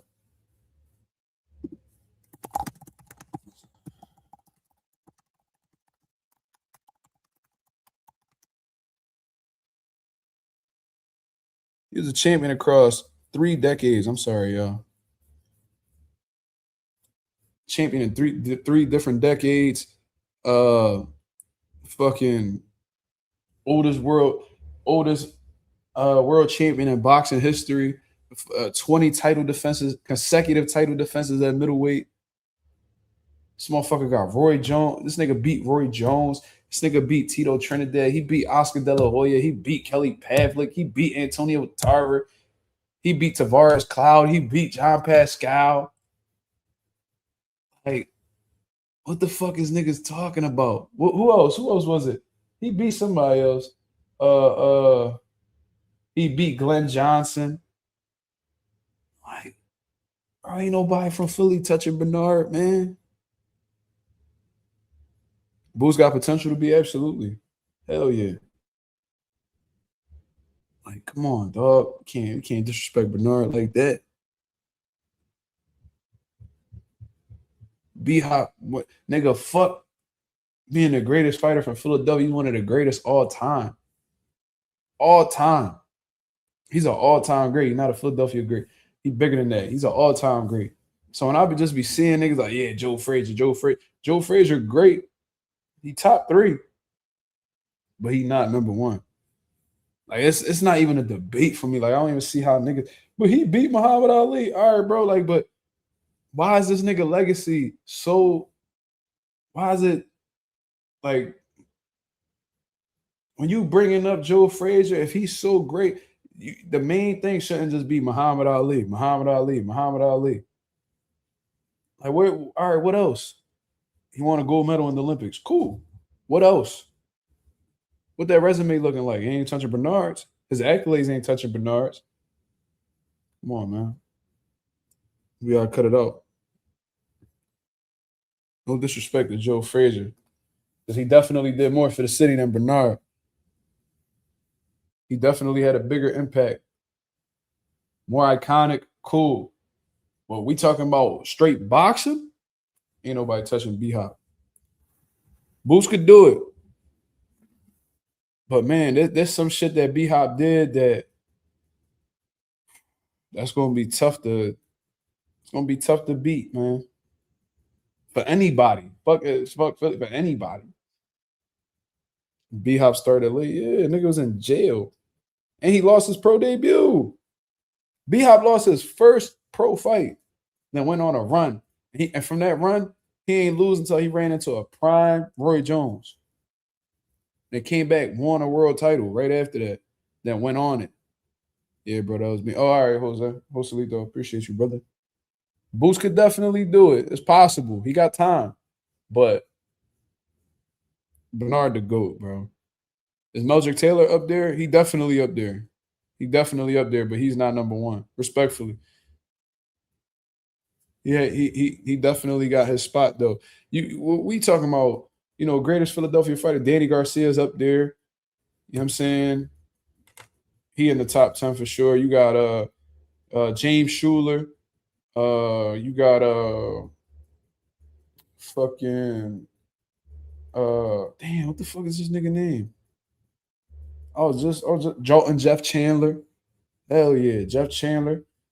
It's a few, bro. It's a few. De'Aaron Fox. De'Aaron Fox said, What do you think B-Hop would do in this era, and what weight class would he fight in? I mean, well, he fought at 160 and 175. So he would be in middleweight. And I think amongst these current crap and middleweights, Bernard Hopkins would definitely dominate. Prime Bernard Hopkins, absolutely. I don't think anybody at middleweight today beats Bernard Hopkins. Now, if we going up to 175, it's a little bit more stiffer competition. I mean, these are bigger guys. You got Dimitri Bivol, you got Artur Beterbiev. I mean, you got David Benavidez walking around. You know what I'm saying?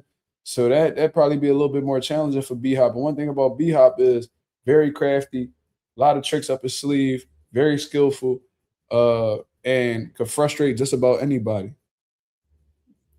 what I'm saying? But B-Hop would do well in this era, man. Look at the guys he beat. A lot of these guys of this era ain't fucking with the guys that he previously beat.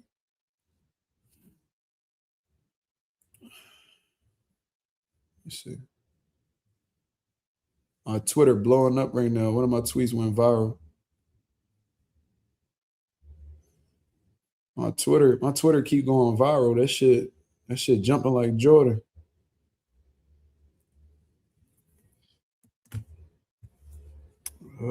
Scooter at the bottom of the list. He not even on the list, brother. He he definitely not top 10. Philly got too many great fighters to deal with that type of mediocre shit that he been on. He not training with Boozy for this fight neither. Precisely says, yo, Ryo made Shakur look bad by knocking out De Los Santos in 2 rounds. I don't think one got to do with the other, man. You know, Ryo is a big puncher. Shakur Stevenson is a boxer. You know what I'm saying? So we can't really expect Shakur Stevenson to do what Ryo did because they 2 totally different fighters. They're capable of different things. You know what I'm saying? So I don't think Shakur got anything to be ashamed of. You know, Ryo was willing to take those chances to clip Edwin. Shakur wasn't willing to. So, you know, he had to do what he had to do to get the victory. And apparently he was injured or whatever the case is. You know, I don't think it makes Shakur look bad. But, you know, De Los Santos was coming off of injuries. You know, he's been very inactive. And, you know, ring rust is a motherfucker, bro. You've been out the ring for a while sitting on the couch doing nothing. It's hard for you to, you know, get back in the mix and get your momentum flowing. You know what I'm saying? So Edwin, somebody had just asked me, they were like, yo, you think Ryo gonna beat Edwin? And I said, yeah, I think Edwin gonna do it because of the inactivity. Who was it that asked me that? Was that Ree? Let me see. Somebody asked me.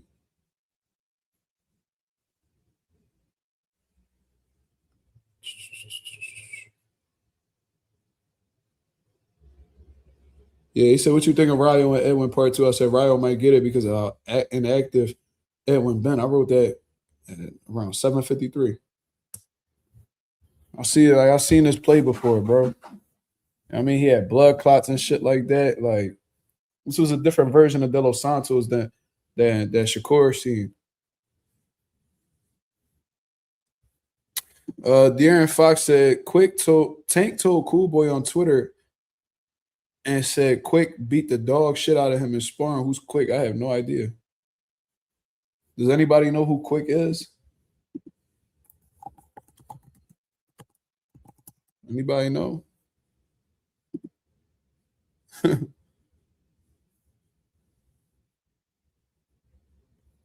I could not tell you, brother. I'll look it up on BoxRec, but that's about it. That's all I could do.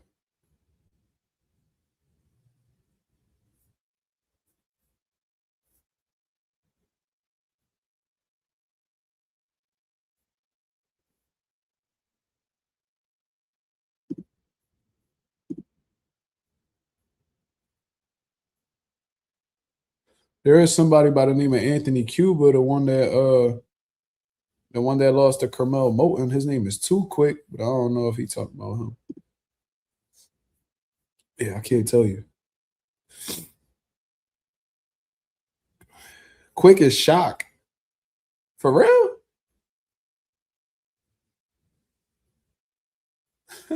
They call Shock Quick? I did not know that. You learn something new every day. My boy Jose said any up and coming boxing under the skylight events coming up. Not for the summer, man. So what happens is during the summer the gym gets really hot, and if you add a lot of people in there, it gets even more hot, and it was affecting fighters' performances. You know what I'm saying? And then when we got fans in, it's just blowing hot air. You know what I'm saying? So we trying to set up some exhaust fans at the gym and shit like that to get some of the hot air out of the building. But as of right now, it's not really ideal to do amateur shows during the summer because of the excessive heat.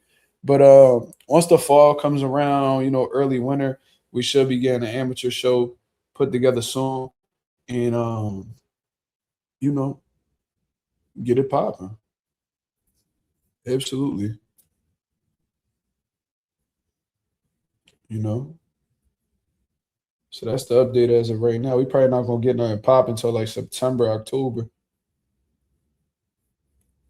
Once we get them exhaust fans, we'll be able to do amateur shows year round. But that's a process. Brandon Lee also took a loss. Yeah, I heard. I didn't see it, but I heard. You know, Brandon Lee had a lot of momentum at one point in time, but he fell off the face of the earth. Let's say he got his degree in some shit, and now he was looking to come back. Like, to me, when if I see a fighter do that, that lets me know that, you know what I mean, boxing ain't really like they priority. Like they got other things they want to seek in life and do. Like, you know, when I see some shit like that, like somebody took a break from boxing to get a degree, it make me feel like boxing a side mission for them, or they're only doing it because they're good at it. It ain't necessarily a passion for them. That's how I see it. You feel me? But Brandon Lee did suffer like a bad knockdown. He was able to get up and win the fight, but that might have had an effect on him and made him want to fall back overall. You know what I mean? That could be a traumatic situation for, you know, certain people. You know, some people will get up and act like it never happened, but you know, there's some people who, and that was a nasty knockdown Brandon Lee experienced too. It was a hell of a shot. I'm surprised he didn't go to sleep, to be honest with you. But I felt like since then, you know, he took it back a bit. And you know, he got his first loss. He was 30-0. So damn, that sucks. He wants to be a cop. Man, I don't understand that shit. Like, if you had the potential to make millions of dollars in the sport of boxing and you're good at it, I don't understand why being a cop is on your mind. I really don't understand it.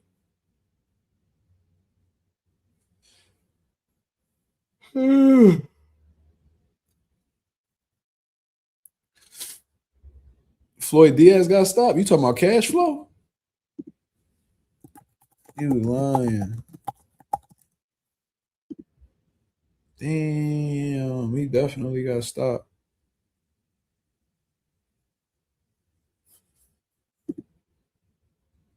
Damn.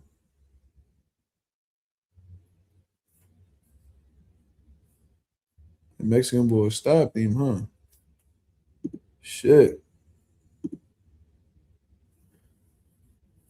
Yeah, and activity definitely played a role with Brandon because Brandon Lee was fighting every fucking month. It felt like him and Boots were really good friends. They had the same manager in Cameron Duncan, who, you know, RIP to Cameron Duncan, but he had them basically on the same program where he just kept them active, had them fighting.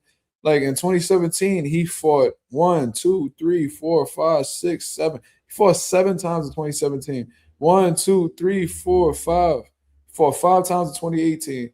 Like, he was running that shit up. 5 times in 2019, 4 times in 2020. Like, just super active.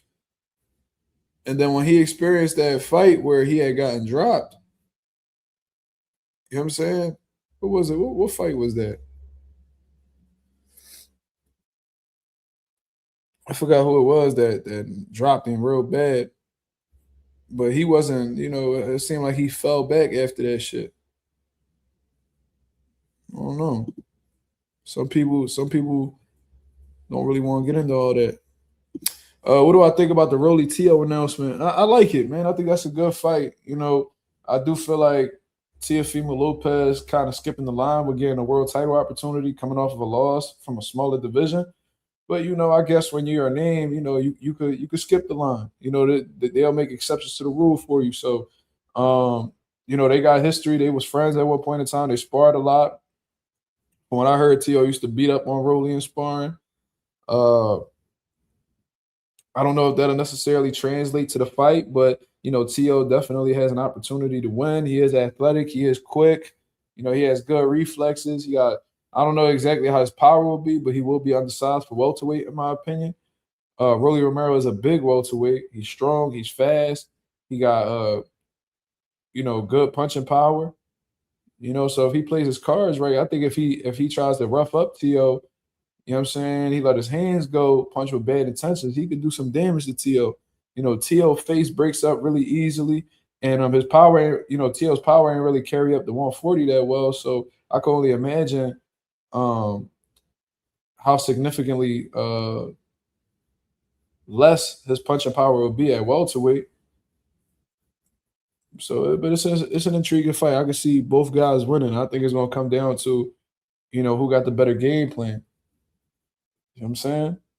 Because if Rolly gets in his old Rolly bag and presses the issue, comes forward, punches and bunches, you know, just looking to hurt the nigga, T.O. could be in trouble, man. I've seen him struggle with pressure fighters like Steve Claggett and shit like that. So, you know, I think Rolly could do a better job of that. But if Rolly just try to make it a chess match, man, T.O. gonna style on him, in my opinion. I don't think he got the IQ to fuck with T.O.'s, you know, speed, his foot speed, his reflexes, his hand speed. I just don't see Rolly being able to keep up with that from a chess match standpoint. But if it's, you know, if Rolly makes it a fight, he can have some success for sure. What happened to your power, bro? Yeah, Junior. If you saying that at 140, at 147, you assed out. Teal might fuck around and be Paulie Malignaggi at 147. You heard? Huh. If you struggling to knock niggas out at 140, if you think you're gonna have, you moved up to 140. Because you was stopping niggas and hurting niggas at 135. You went to 140. So now you about to go to 147 and think your power going to translate? Oh no. Now you're gonna be in there with a nigga Rolly who really punching at the weight. You could be in trouble, man.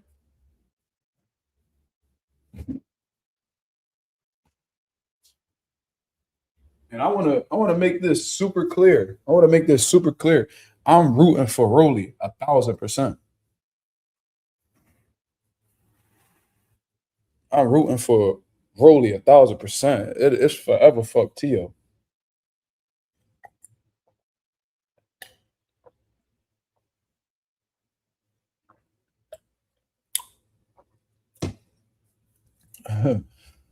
You're gonna hate yourself tomorrow, yeah.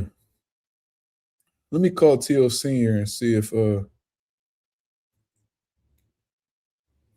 me see what he think about it. Y'all want me to call T.O. Senior?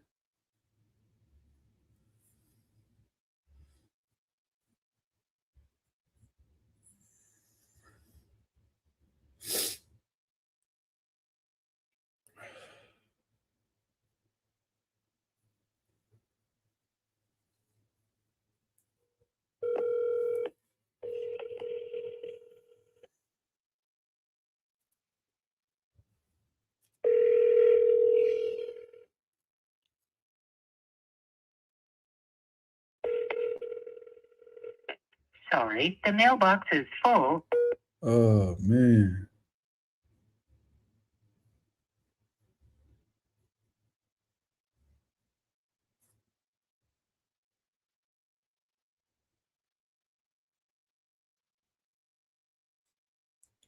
All he do, he ignores the calls and be like, please text me. He be bitching.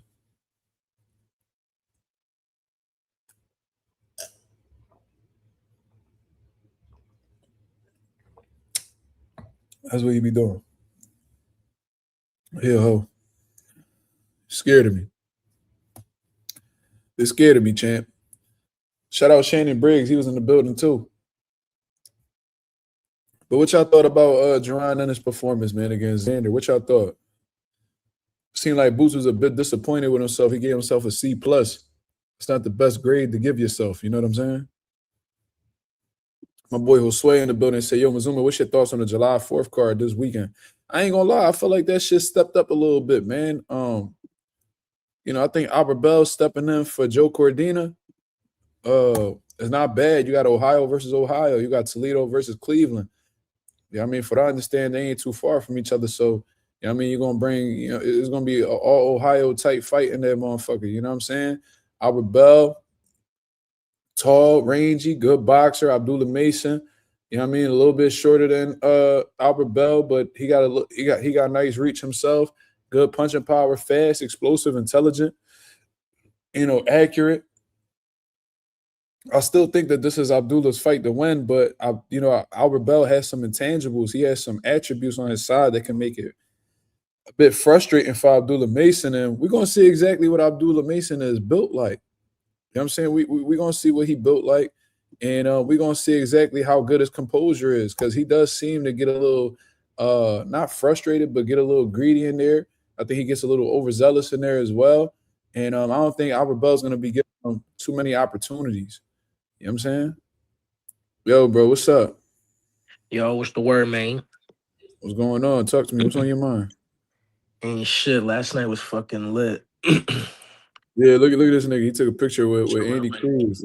Bro, I took a picture with any celebrity I could find. You know what I mean? Shit was lit. Shit. I took a picture with Osaki. I feel bad for Andy Cruz though, man. He lost his opponent. Albert Bell was like, fuck it, I'm gonna go after this title shot. And I get it though. You know what I mean? I ain't mad at it. Hell yeah, if a title shot presents itself.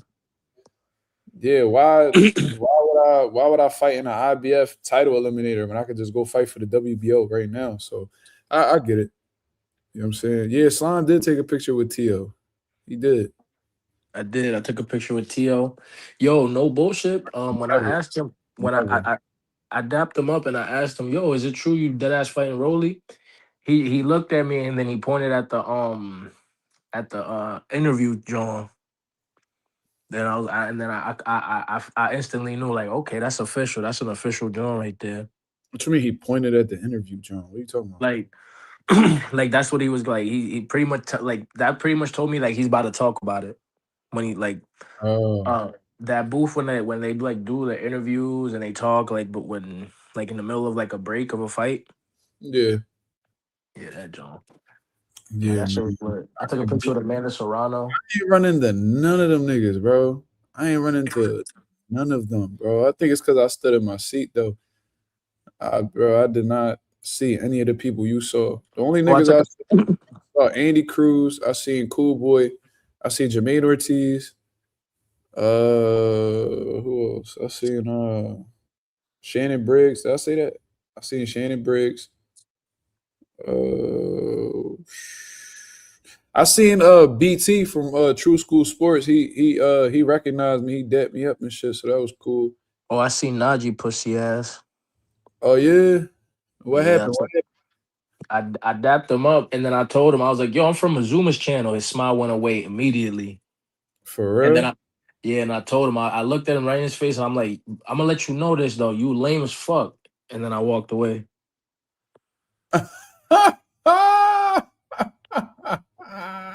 That nigga, bro. Yo, that nigga don't like me, man. Yo, that shit is hilarious. How you mad at me because you did some weird shit? Oh, I also took a picture with Atif. Oh, okay. Yeah. I ran into him too.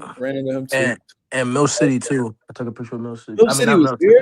Not Mill City. I keep saying because Jamil, we keep calling him. We call him Mill. So with YSM, my fault. YSM, yeah. I was about to say, I did not see Mill City there. We probably was there though. I don't know. But yo, crazy. Yeah, Jamil was sitting next to me for a good amount of time. He was sitting with me for like an hour. Yeah, man. I thought, I'm not gonna lie. I thought he was chubby because we only seen his face on camera. You mean to? When I see he's like he built his shit. No, he definitely ain't that. Yeah, but I ain't see Najee. I didn't even see Showbiz for real. I ain't see none of them niggas, bro. I couldn't see Showbiz either. I was just locked in. I was just watching the fights.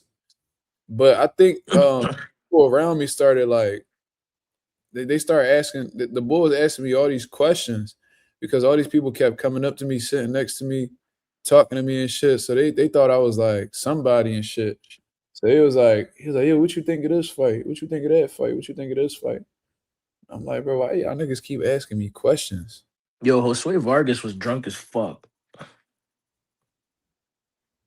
You No saw bullshit. Yo, Josue was there. He didn't even say nothing to nobody. That's crazy. Josue was in the building.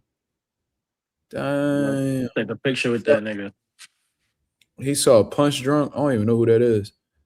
Showbiz and Shock. I seen Shock, but I didn't, you know. Yo, speaking Shock, of yo, Shock, Shock and Cool Boy was in the building together. That must have been a little awkward if they ran into each other. I'm not gonna lie, Shock Security's a bitch.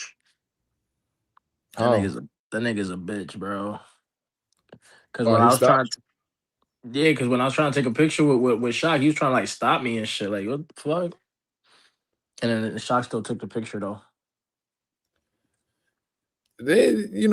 You can't be really mad at the security because Shock probably tells him like, yo, don't be letting niggas get close to me and shit like that. That's usually what be happening. I know niggas that's like armed guards and they be like, yeah, just make sure niggas don't get like too close, make sure niggas don't, you know what I'm saying? So he probably like, all right, Shock probably told me to handle it this way, you know what I'm saying? But then Shock like, you know what, bull, cool, let me go ahead and take this picture with him and shit. Yeah, there was one dude who was like, "Oh, you don't want that with Shakur? You don't want that with Shakur?" To Shock, and he was just laughing. See, it'd be niggas like that, and then, you got to understand, like, them niggas pouring liquor in that joint, too. So it's like, niggas probably act a little crazy. You need that security. And it don't really be to save you. It'd be to save them. You feel me? Because if a nigga run up on Shock, what you think Shock going to do? I mean, so, yeah, I seen him, though, but I ain't running into none of them, bro. I ain't even gonna hold you. My pop was in the building, though. Yes, sir. Shout out to my pop, Lando Rose, in the motherfucking building. He said salute to the mob. Absolutely. Shout out King Lando, man. Yo, man, my pop had a time out there, man. My pop had them motherfucking salmon colored jeans on. You know what I'm saying? Nigga had the cologne popping. You couldn't tell my pop shit. That nigga had a good time, man. That shit was worth. He told me with a smile, with a big ass smile. He's like, "There's a couple niggas that don't like me here." Yo, niggas. Yo, that's a fact, bro. Niggas be hating for sure, but they ain't saying shit to nobody. Niggas corny as shit. Yo, it was mad funny, right? Cause I was talking to some dude from Philly, some Rican dude. He was going for boots though. Oh yeah. I told him I was from Massachusetts, but I was like, I'm from Philly tonight though. He's like, oh yeah. He was like, yeah, and I was like, yeah, I'm from 28th from Berks. He started fucking dying. He started dying. He was like, yo, that's a real hood out there in Philly. I'm like, I'm already knowing. That's I said that's Jesse Hart's John. That's funny as shit. Nah, yo, I dead ass lost my voice during the Ben Whitaker John. Bad. Oh, Sway said he had a family emergency beforehand. Oh shit, my fault, brother. Yeah, Ben was in the building. I didn't know until they announced him on the speakers. Oh man, I gotta go do what Slime did next time and just walk around and shit. Hell yeah, bro. I said fuck Juan Mita's fight. Yo, Juanita knocked boy the fuck out though. He tripped. He was tripping. The boy was asking me like, yo, what you think about Juanita? I said, bro, he ain't really got crazy skills all like that, but he got crazy steam on that left hand. That's exactly what he did, bro. Boom, boom. My girl kept asking me, babe, who's that big guy right there walking? Everybody keeps taking pictures with him. I couldn't see. So I'm like, I don't know, probably a rapper or something. When I got home and I looked on Instagram, I seen that Big Baby was in the building. I was like, oh, that was Big Baby whole time. I was like, fuck. He be training in Philly too. He be training with Bo. Cash said he saw Shannon Briggs, but didn't take a picture with him. I seen McMill, but it was from a distance though. I don't know why. I seen Dev and Bill walk in too. Every time I see Meek Mill, that nigga always got a cast on. Yeah, I don't know what's up with him. And it's always on that same hand. Just throw that arm away, bro. You made it in time for Tucker Cedeno. That was a good fight. Winston McFarland says, why Tank coming at you? Because he a hoe. And he get mad when niggas hold him accountable for being a hoe. That's all that is, bro. Yo, Pop, if you still in the building, that nigga Tank said he gonna smack the shit out of me. He said he gonna smack the dog shit out of me, which I doubt it because I'm a man. You know what I mean? He don't really target men. You know what I mean? He like, maybe if I was a You female, throw a wig on and shave your beard, maybe. Yeah. If I was a woman, he probably, you know what I mean, I'd be in fear for my life. But yeah, he threatened me. Then he DM'd me and said, what the fuck he said? I ain't gonna lie, I laughed at the first message he sent me. This nigga just be talking crazy. First thing he said was, you a bitch. I cracked the fuck up. He said, fuck you following me for. And then we started going at it. He got so mad. He said, I'll put it on your life. I'll smack the dog shit out of you. I said, you talk too much, nigga. I said, let's do it then. He said, I'm the wrong one. You stupid. Tank calling me stupid is fucking crazy. Like, you call it you? What LeBron said, everybody could say that, but not you. Anybody could say that, but not you. Not you. Like, nigga, you got some nerve. Yo, Tank calling niggas stupid is the craziest shit in the world. But he was like, I'll have nigga at your door. I'll have niggas at your door. Be easy. I said, nigga, you're retarded. The fuck? He said, nigga, you're retarded is a great comeback. I said, nigga, you're retarded. Like, you over here calling niggas stupid. You full-blown retarded. The fuck? He said, stay smooth. That's cool. I was like, what? I said, send them through, nigga. Like, nobody worried about this nigga. Look, I sent him an audio message. I sent him 2 audio messages, and he opened both of them Johns too. Look. I was talking crazy. I ain't gonna lie. Nigga, you bad pussy. What I gotta show you for it, nigga? You the scariest nigga today.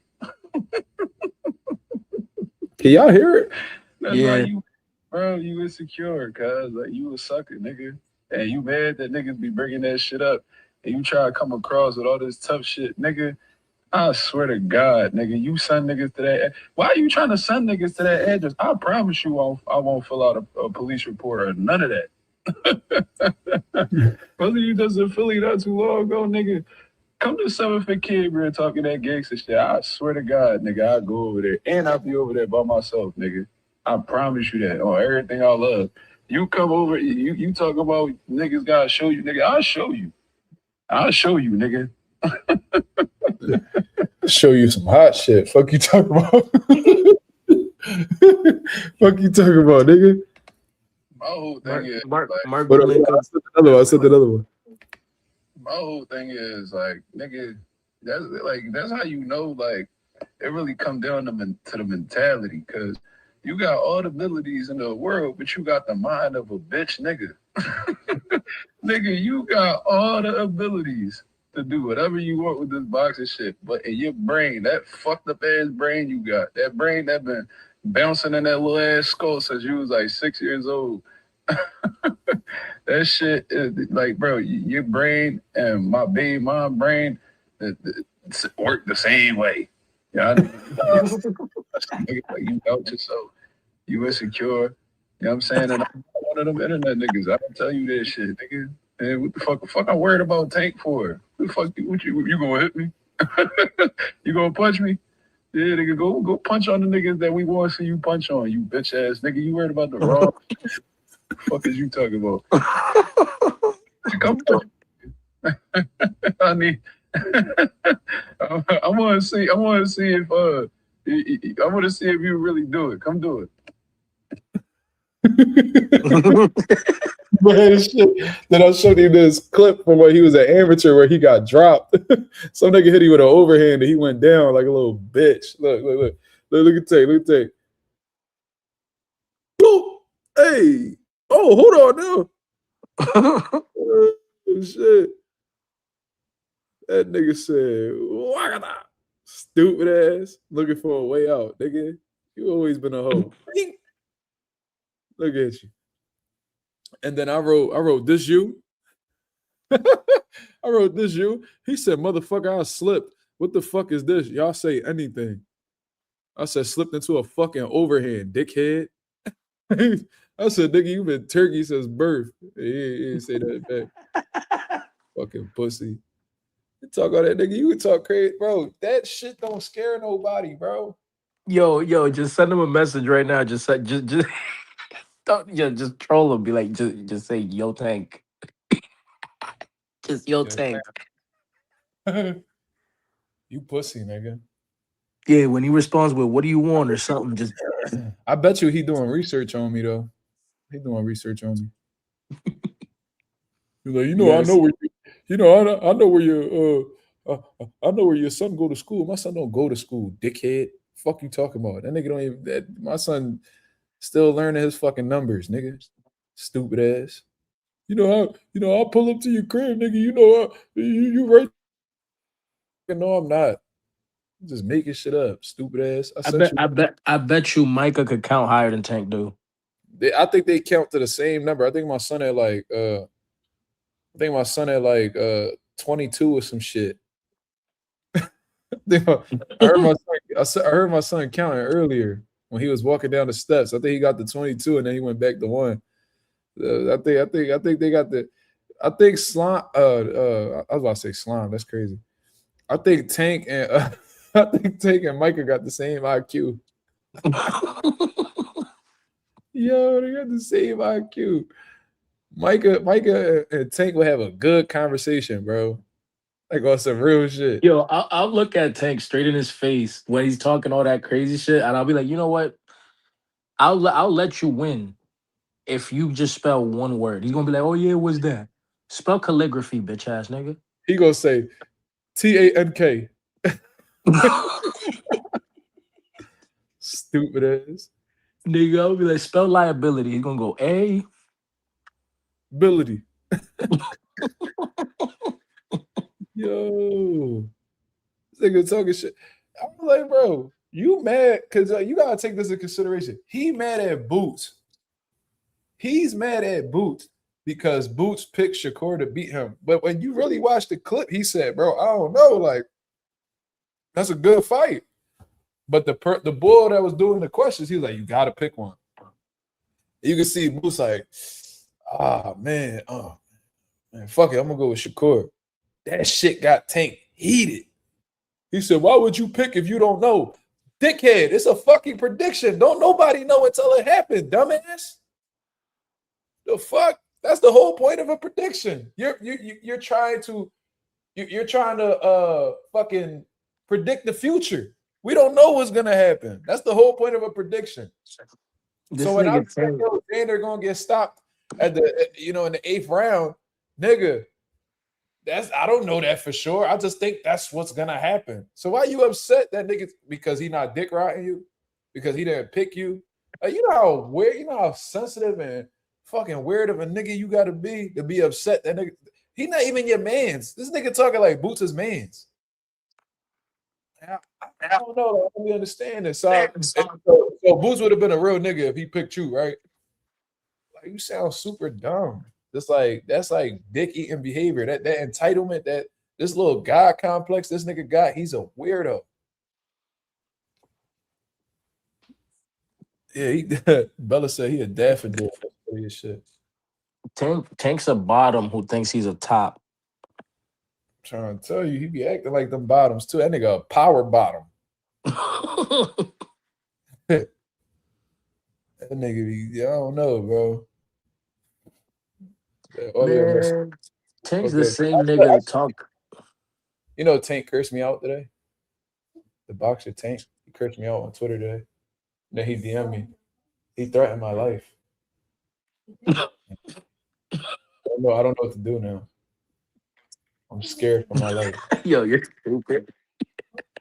You're a little bit taller than him, babe. That's all you need to know. No bullshit. Yo, I know Tank. Yeah, after Tank said, you're like 2 inches taller than Tank. But you're like 5'5", right?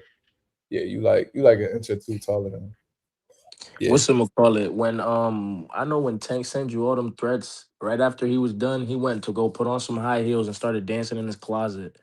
Because that's what he No, that liked to nigga, do. after he made that threat, he went and he sat on what was that shit called? A dildo. No, no, not that. What's the called that them kids sit on the toilet so they don't fall in that motherfucker? What's that shit called? The potty training. That nigga sat on the potty training seat. That nigga was tweeting from his potty training seat, bro. Ain't nobody heard about this nigga, bro. Fuck out of here. Jay said, "Tank a retarded twink."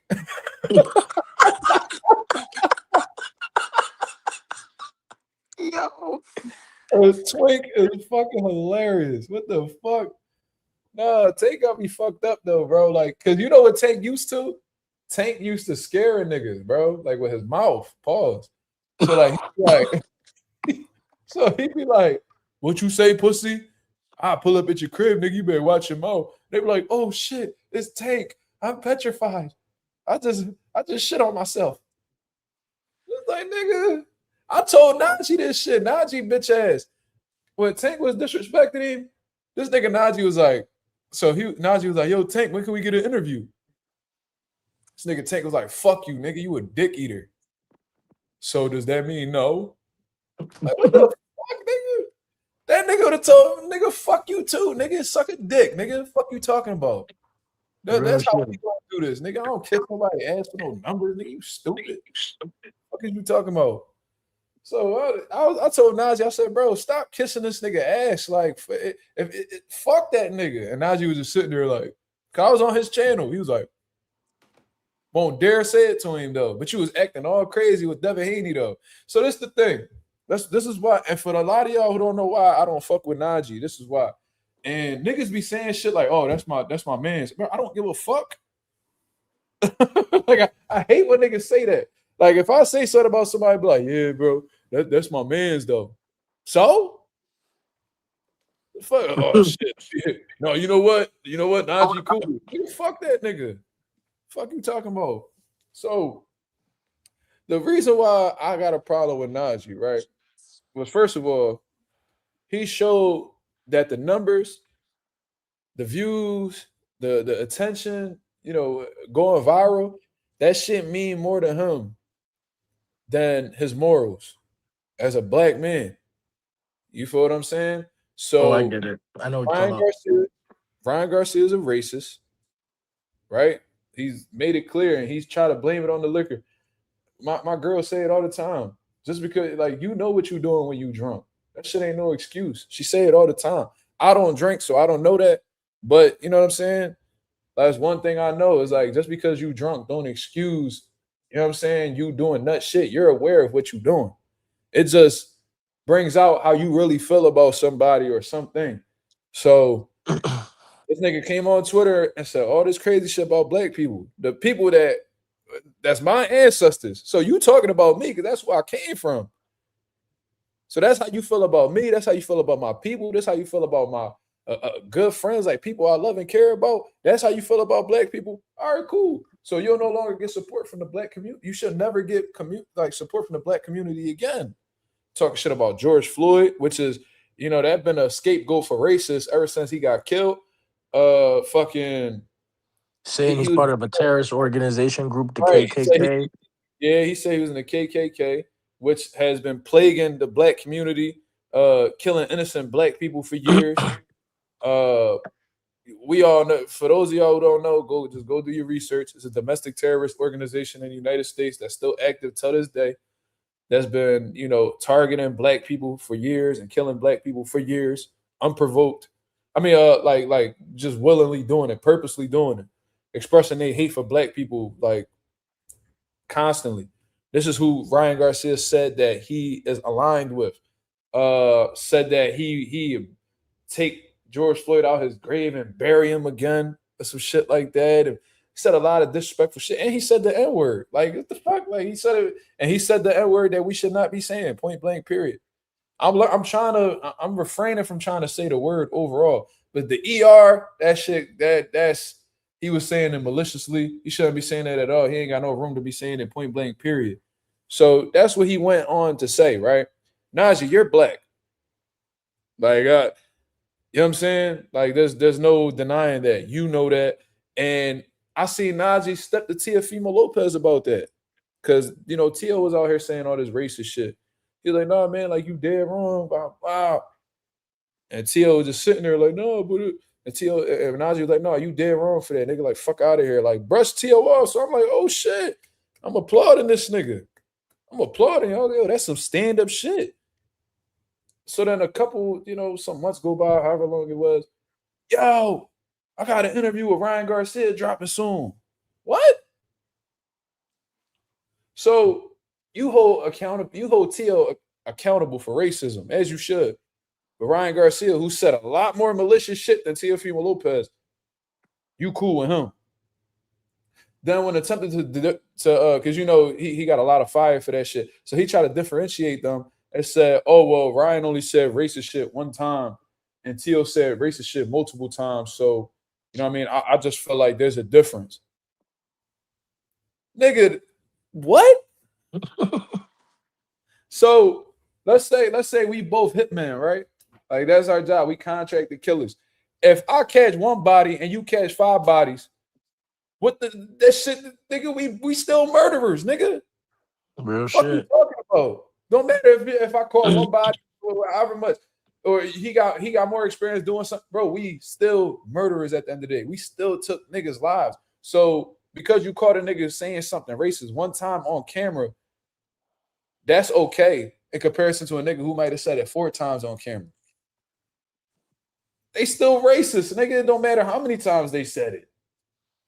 You over here laughing, you freestyling with the nigga. Not only that, but the nigga's a performance enhancement drug user. You know what I mean? And he used that to try to get a victory over a black man like yourself. So I hold him accountable for that. He unsubscribed from the channel. He felt the way and shit. And he got my channel, you know, flagged or whatever the fuck the case is. So then you know, Devin Haney says some shit to him. He start talking crazy to Devin Haney. So I'm like, hold the fuck up. So Tank disrespect you. You was cool with it. You still was begging for an interview. Ryan Garcia said he don't like your kind. You cool with it. You did an interview with him. But Devin Haney say some shit to you, and now you got balls. Now you want to talk back to a nigga. Man, get this nigga the fuck up out of here. That nigga's a fucking clown. He should have stayed where the fuck he at. The nigga should have stood in the music industry, you hoe ass nigga. Fuck is you talking about? Nigga's a hoe, bro. Any nigga who rock with that type shit or condone that type shit, like you weird, bro. And then this nigga, I remember when he was responding to the Ryan Garcia criticism. He was like, y'all not gonna treat my channel any different than y'all treat a white man channel. Why y'all treat white niggas like that when they interview Ryan? Nigga, because it's not their business to speak out on black issues. Dickhead, they not black. Stupid. They don't give a fuck about what they said about black people because they not black. That's not they issue to approach. Stupid. That nigga lost the plot. Yeah, so if a nigga say something racist about Puerto Ricans, you think a Russian gonna give a fuck? No, they don't give a fuck about. They don't give a fuck about us. Just like white people have shown, they don't give a fuck about us neither. So what the fuck? Why you trying to? No, the problem is, nigga, you want to be looked at as white, nigga. You want to be accepted like the white folk, nigga. Instead of just being, you know, respected amongst your own people. You sold the people out, and a lot of people forgot about it. But I'm not.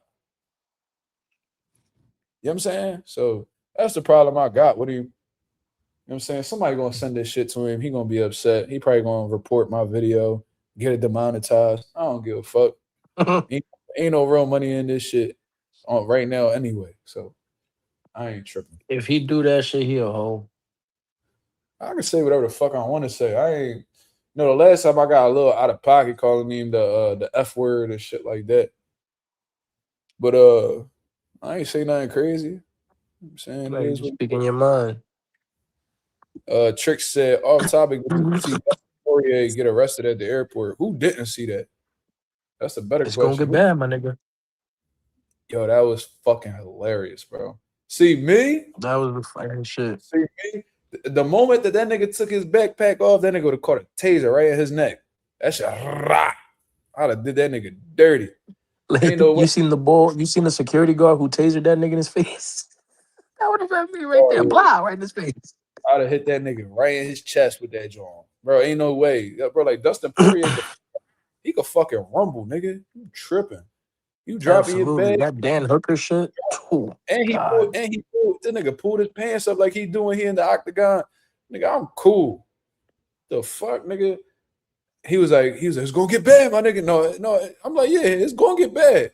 Get closer, nigga. I'm gonna shoot this bitch right at your chest. No, I'm gonna put you in a fucking rear naked choke on God, nigga. Real red. You got me fucked up. Dustin was tripping. Oh, he was like, are you Dustin Poirier? Yo, he's like, that nigga dead ass it's gonna get. Bro, that was the funniest response ever. He was like, are you Dustin? You know what's funny? I knew Dustin. I knew Dustin just said the N-word casually every trip. Bro, he said that shit like he been saying that. But he was like, are you Dustin Poirier? Every trip. He was like, fuck you, man. Yo, that shit had me. He do. He been. He look like he been saying that shit every trip. I think you delayed, bro. Shit. Oh, so he said, yo, Mazuma, you watching that Conor fight on the 11th? He was pissed. What? You got a delay, Slime. You mean on the 12th? I don't got a delay. You sure? Yeah, I can hear you perfectly. Oh, okay, cool. I was about to kick you. It sounded like you was answering shit. Like you sound like you was like 10 seconds behind. No. I was just reading something real quick. Oh, okay. Am I watching the Conor fight on the 11th? It's on the 12th. On the 12th? Him and Max? Who you think gonna win that shit? I don't know. Oh, I thought you was talking about Conor versus Ryan. Oh wait. No. Conor and Ryan not official yet. Oh, okay. Cool. Who y'all think? You think Conor McGregor gonna beat Max? Yeah, I think so. I said that in the chat. I said, yo, I'm taking a bold take, but I think Conor gonna beat the shit out of Max. But hey, I'm gonna say this: Conor's coming off of a long layoff, so I think realistically, I think Max is. Yeah, Max is. I think Max might whoop his ass, but I'm just taking a bold pick, bro. Yeah, my one homie think Max gonna fuck him up. He said the only thing that's concerning is the weight. What weight are they fighting at? 170. Oh yeah, Conor might get that. Conor might get him. Because I think Conor's last fight was at 170, if I'm not mistaken. No, he fought Nate Diaz at 170. He fought Nate Diaz at 170.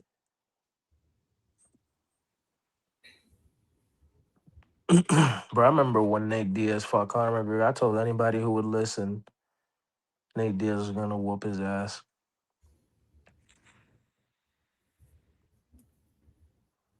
The dumbest shit he did was try to take Nate down, which was really stupid. He looked like he panicked though because he got hurt. He didn't want to 1-2. He got hurt, so he like panicked and shot for the takedown. That was stupid. Yeah, that was stupid. Anonymous said Max that shit quick. He said Max gonna cook dude. Hey man, let's see. Look, niggas mad as shit. What happened? Who, Tank's mad as shit? No, niggas on Twitter mad, bro. Yo, niggas, somebody screenshotted my live. It's crazy. I don't even know why I be on boxing Twitter. But he wrote, bro, stop talking. You're a clout chaser, kid. You love attention and stop making it a Boots thing because Calvin and Kenny respect Boots. What the fuck that gotta do with Tank? Tank not even training with them no more, dickhead. The fuck? if Tank don't, then he don't have to. But you, sir, mind your business. Nigga, shut the fuck up. They telling a grown ass man mind his business on the internet. Nigga, mind your fucking business. Nigga, who the fuck told you to jump in the conversation? Right, and you're technically jumping in, and he's jumping in your business with Tank. Now, Lil Jon. Yeah, like nigga, practice what you preach, dummy. Get the fuck off my damn shit. Stupid ass. Niggas be cooking me, bro. It's crazy how Tank treats his fans like shit. And they stay big. And they still, yeah, bro. This nigga Mark shit just died. What happened? Well, I think Tank got to Mark, guys. Tank pulled up on Mark. Tank pulled up on Mark. Yeah, man, that nigga Tank just swung on me, man. I'm about to go call the cops right now. Shit. Nah, I swiped my mouse pad and the shit just went back. Trick said thoughts on Canelo and Billy getting postponed. Benavidez is officially the prime minister of the Mexican holidays. Yo, that's fucking hilarious. But I seen some boy that was sitting right next to me. Shout out to the homie. We was chopping it up the whole time and shit. And he said that the fight got postponed. I said, where you see that at? He said the Ring Magazine just posted it. I was like, let me see that, John. So he showed me it, and that shit definitely said the fight got postponed. And I was reading it, and I'm like, does it say why? And it didn't have a reason. So I was wondering. I'm like, did somebody catch an injury? Could they not agree on a location? Like, what the fuck? Like, what happened where the Canelo feel like he needed more rest? What is it? Why is it that the fight got postponed? I don't understand. But they never provided a reason. So, you know, as long as the fight's happening, I mean, I guess that's what counts. That gives Billy and Canelo more time to prepare. So it is what it is. I don't really know. I would like to know the reason. That's the only thing I really think about that, though. You heard Canelo got knocked out in sparring. You ain't hear that. I don't even think he would. I don't even think he would be sparring this early into 3 months away. Will he even be sparring 12 weeks away from a fight? I don't think so.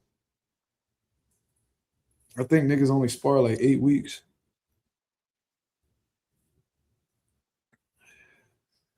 Canelo got knocked out in sparring. That's a bad job. That's how you know he need to hang it up. If you got one of the best chins in boxing, and then all of a sudden you getting knocked out in sparring, yeah, bro. Knocked out in sparring is crazy work. You better not. But I don't believe that though. You better not go into the Billy fight getting contested, getting knocked out in sparring. That's gonna be an ass. Yeah, that's a bad one. Bro, my voice is mad like hoarse. Yeah, mine's is too. Trick said Canelo still recovering from the boot sparring. Damn. Yeah. But yo, you got any last words before we get up out of here, Slime? No. I can't wait to see another fight. No cap, another Boots fight, whether in person or not. Man, I hope either with Virgil or with Fondura. How about Josh Kelly? Yeah, Josh Kelly also. If possible, I would like to see him fight Josh Kelly next, and then the other two. Yep, that's what I'm on too. Okay. Yep. But all right, y'all, I'm gonna get up out of here, man. I appreciate everybody that came through and showed love as always. If y'all can go ahead and hit the like button on the way out, that'd be very much appreciated. We on the road to 4K. We well into the 3,500 mark. Looking to crack that 3,600 mark in due time. Shout out to the nation and the mob for making this possible. I'll be back at y'all with another live 10:30 p.m. Eastern Standard Time tomorrow to continue cooking up on what's going on in the boxing world. Until then, I hope you guys have a blessed, beautiful one. I'm up out of here, man. Peace.